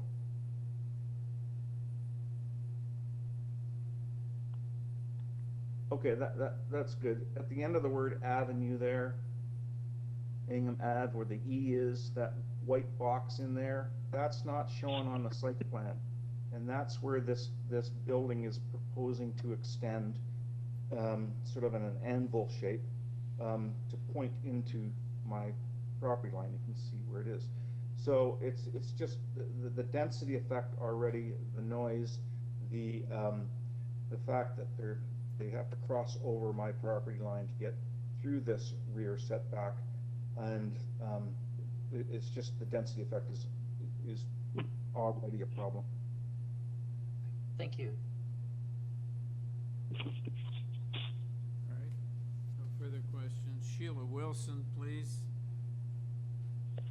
Yes, can you hear me? Yes, we can. I have a few written notes and a commentary I'd like to read from, if that'd be all right. Well, could we have your name and your address, please? I am Sheila Wilson, and my address is 44 Bain Avenue. Okay. Can you tell us where that is in relation to the 38 Ingham? It is around the corner, parallel with Sparkle, and connects to Ingham Avenue. Okay, all right. So it is the street which is south, towards the south. Okay, go ahead, Ms. Wilson.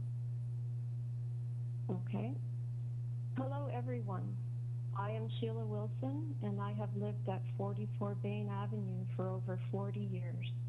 I have an interest in this hearing because my back garden connects to 53 Sparkle. 38 Ingham is the last house of 6 two-story houses on an inverted crescent with backyards that broadly converge on a point right at the junction of our 2 backyards. The houses that continue on Ingham toward Bain Avenue are at right angles to my front and back gardens, separated by about 40 feet of garden belonging to 46 and 48 Bain. I object to all the proposed changes. My concern is the setting of precedents that would allow other houses on Ingham Avenue to follow suit in making similar changes so that the fundamental nature of the street and the consistency in the back gardens is destroyed.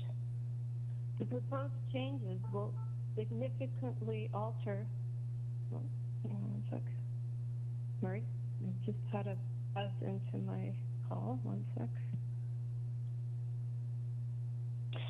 The proposed changes will significantly alter the nature of the front facade so that it no longer fits into the visual flow of the street. This is a very popular walking area for me in particular, as well as for many others, because the proximity to Danforth and the shops in Broadview allow all of us to walk to these destinations. Visual discord and congestion are not unnoticed factors. Any increase in the overall size of the structure, particularly in this crowded setting, is going to create visual blockage and physical congestion for those of us who live behind the structure. I work from home and I spend much time enjoying the special view between and through 53 Sparkle and 38 Ingham and above the rooftop to the tiered levels of the streets as they rise up to Hogarth. The steep rise to the north is a particularly delightful feature of this small pocket of the city. The addition of a second story above the garage will impinge on my favorite visual aspect of living on Bain. My back garden is an especially necessary haven for me as I live across from Withrow School, a source of constant screaming and barking.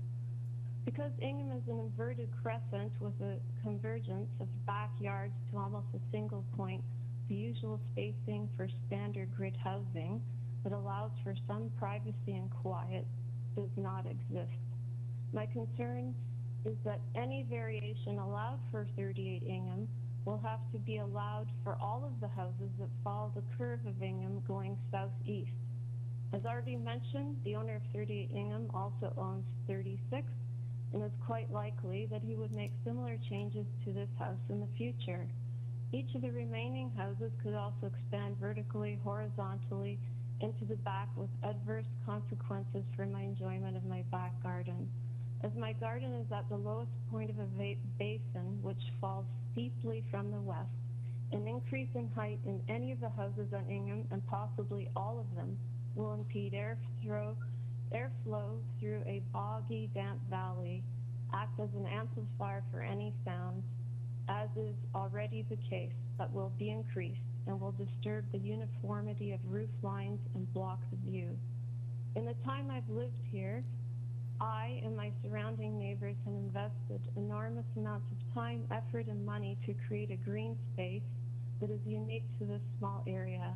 We have avoided anything that would disrupt the visual flow from 40 Bain and 53 Sparkle eastward, including wooden fences and sheds, so that everyone benefits from an unbroken wooded flower common area that is the haven for a surprising diversity of birds and butterflies. More than 1,000 studies have shown that proximity to a green space, in this case, back gardens, is an antidote to stress, lowering blood pressure and stress hormone levels, reducing nervous system arousal, enhancing immune system function, reducing anxiety, improving mood, and reducing ADD and aggression. Given the scientifically proven importance of green space for mental, physical, and emotional health, I do not want to see any variances which would decrease this shared green area.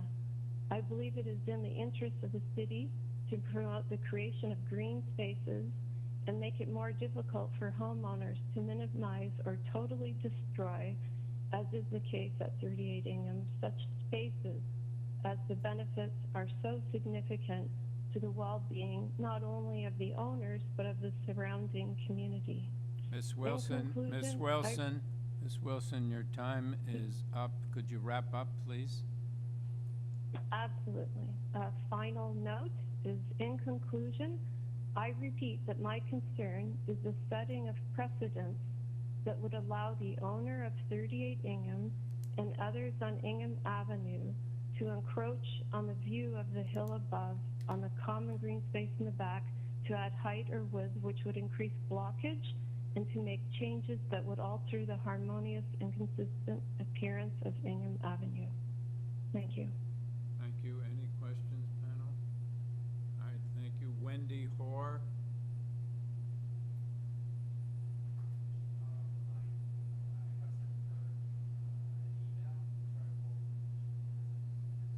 Okay.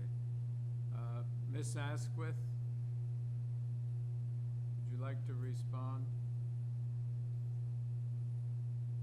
Yes. Could you start? So I'll respond to the neighbor at 53 Spark Hall. I understand he feels the second-story addition over the garage will negatively impact his property for a number of reasons, but I'd like to address his concerns with respect to the variances that we're requesting. We have made adjustments to eliminate any variances with regard to the side yard setback, which we feel was the most adverse to his property. We've actually improved on the situation there. The garage no longer touches the property line. It's going to respect that side yard setback, so access to the back of their house is going to improve. To the back of 38 Ingham is going to improve. The garage also respects the height limitation for the property. It's well below the existing house. We specifically designed the roof as a flat structure to minimize the impact on the street. A sloped roof would have set the peak much higher. And with regard to the rear yard setback, this is largely an existing condition due to that irregular lot line. The existing house already contravenes that. This new angled portion of the addition that we have added is very, very small, amounting only to a few square feet. And I don't believe it has a large impact on any of the other properties other than the owners. And I just wanted to address the concerns about the front yard setback. So it's only the second floor that projects beyond the wall of the front of the house. From a design point of view, we've tried to tie this into an overhang that provides a small cover over the front door. In the supporting documents, we had done a few renderings that are at the end of that document that kind of shows how this would work. So it's a practical reason, that gives a cover over a canopy at the front door, but it also provides a gesture to the street, similar to what a front porch would do, or a canopy over a set of front steps. So we don't really feel this has a negative impact of the houses along the street. I mean, it wouldn't impede your sight lines as you're walking down the street. Across the street from this house, it fronts onto a side flank of a property, so it's not actually addressing the front of a house across the street. And I'll also note that the majority of the houses, well, all of the houses in this block on the southwest side of Ingham are in agreement with the proposal. So we feel like this is not an overdevelopment and an appropriate addition that builds on an existing condition. So I take it that you said that the height of the garage is within the bylaw, and it appears Yes. because you're not asking for a second story, that a second story is within the bylaw as well. Yes. Okay. Panel, do you have any questions? Yes, Nimrod? I do have a question. So on that site plan, I'm Yes. looking at the lot line behind the garage. Is that the rear lot line? The angle that's on a 45-degree, in a line with the garage, is that the one you're asking about? Yes. Yeah, that's actually considered a side yard setback. It's not the rear yard setback. So that's why we brought that back, the 0.45 meters. So where's the rear lot? What is the rear lot line? The rear lot line is the one that's offset from that one that comes down the full triangular area of the lot. So we had this confirmed with the zoning examiner when we went back to have a revised zoning review, because we were unclear as to whether that was a side or rear yard property line, and he confirmed it's a side yard property line. So then the other lot lines are side, and you comply with, because you've removed the side yard variance, you then comply with the side yard setback. That's correct. So we've eliminated that variance. Thank you. Any further questions? All right. Any comments, or do we have a motion?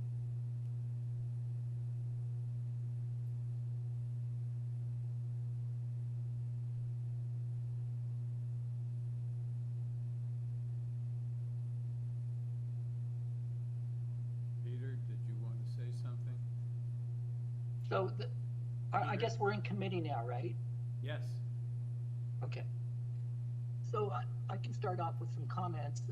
It is a very unusual shaped lot, a pie shape with side and rear yards that it's difficult to determine what is where. I actually think that the proposed addition is compatible, and I actually thought that the second story above the garage seemed to fit with the rest of the house, and I didn't have concerns with that. My concern really related at the rear, and I think given that those two yard property lines at the back are actually side yards, and the rear yard actually is further along, I think that that second story is not as much of a problem as I originally thought. Peter, did you have some comment? Yeah, I was going to say a similar kind of take on this is that, yeah, it's a very strange lot pattern, not just the actual lot in question, but its neighbors. And I think that this is an interesting approach to gain a little bit of extra room for the house, and I think it is quite sensitive. I understand the immediate neighbor's concern in terms of the sunlight into his windows, but the majority of that facing wall is brick, and I think the fact that the architect has taken this away and really tried to minimize the variances and eliminate some is an act of good faith, and I think that it works. I think that this is a supportable application. Okay. Yim? Yeah, I'd just like to make some comments, and I was sort of 50-50 for the most of the time, and then when I look at it, it's just putting another story on the garage, and I thought that the impact on the next door neighbor is real, except that, and I think about if there were a lot of houses side by side with only 1.2 meters apart, and so this one is on an angle. It's a very tough site to develop, and then they would probably have chosen the worst corner to film. But after thinking about a lot of houses that actually have two-story, have much less distance to each other, and the bulk of it is really was not really affected by the sun or because the mass is also just in the front. So I think I can support it. Yeah.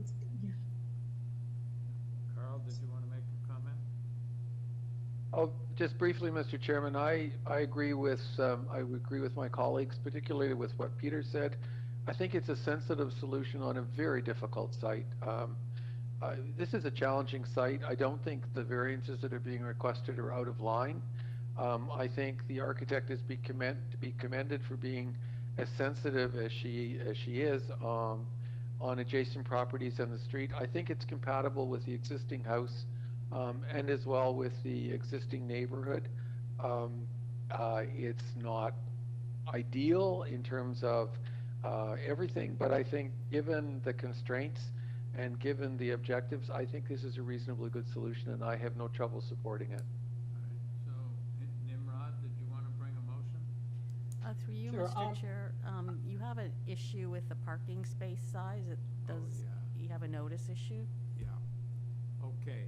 So before we deal with the motion, let's just consider the issue of the fact that parking space length has been reduced from the notice from 5.52 to 5.05. It is incorporated in a garage, and there was other changes made to the side lot line, and so it becomes a question of whether whether this change means that people didn't receive proper notice. So yes, Yim. Yes, I have no problem accepting the change only because to me it is purely technical. Because even if it was the figures we had before, it will not really make too much of change or impact, decrease or increase the impact of the whole overall development. Yeah, Carl? I agree, but I think that if there is a change, it's a change for the better. I mean, it results in a slightly smaller building. And to that extent, I agree with Yim. I don't think that there's a problem with notice. I don't think we're misleading anybody that this is somehow a different proposal. It's a slightly smaller building than the original variance would have resulted in. Yeah, and also I want to add that that change actually make them be able to eliminate a variance. Sorry, through you, Mr. Chair. We're approaching our YouTube limit. We have to start a new YouTube stream for a 2 p.m. session. We're gonna ask for a small break. Can we wait till we finish this? It's already going down. So anyone watching on YouTube won't be able to see right now. Okay. So we have to take a pause for YouTube. So how long will it take? Okay. So we take 5 minutes.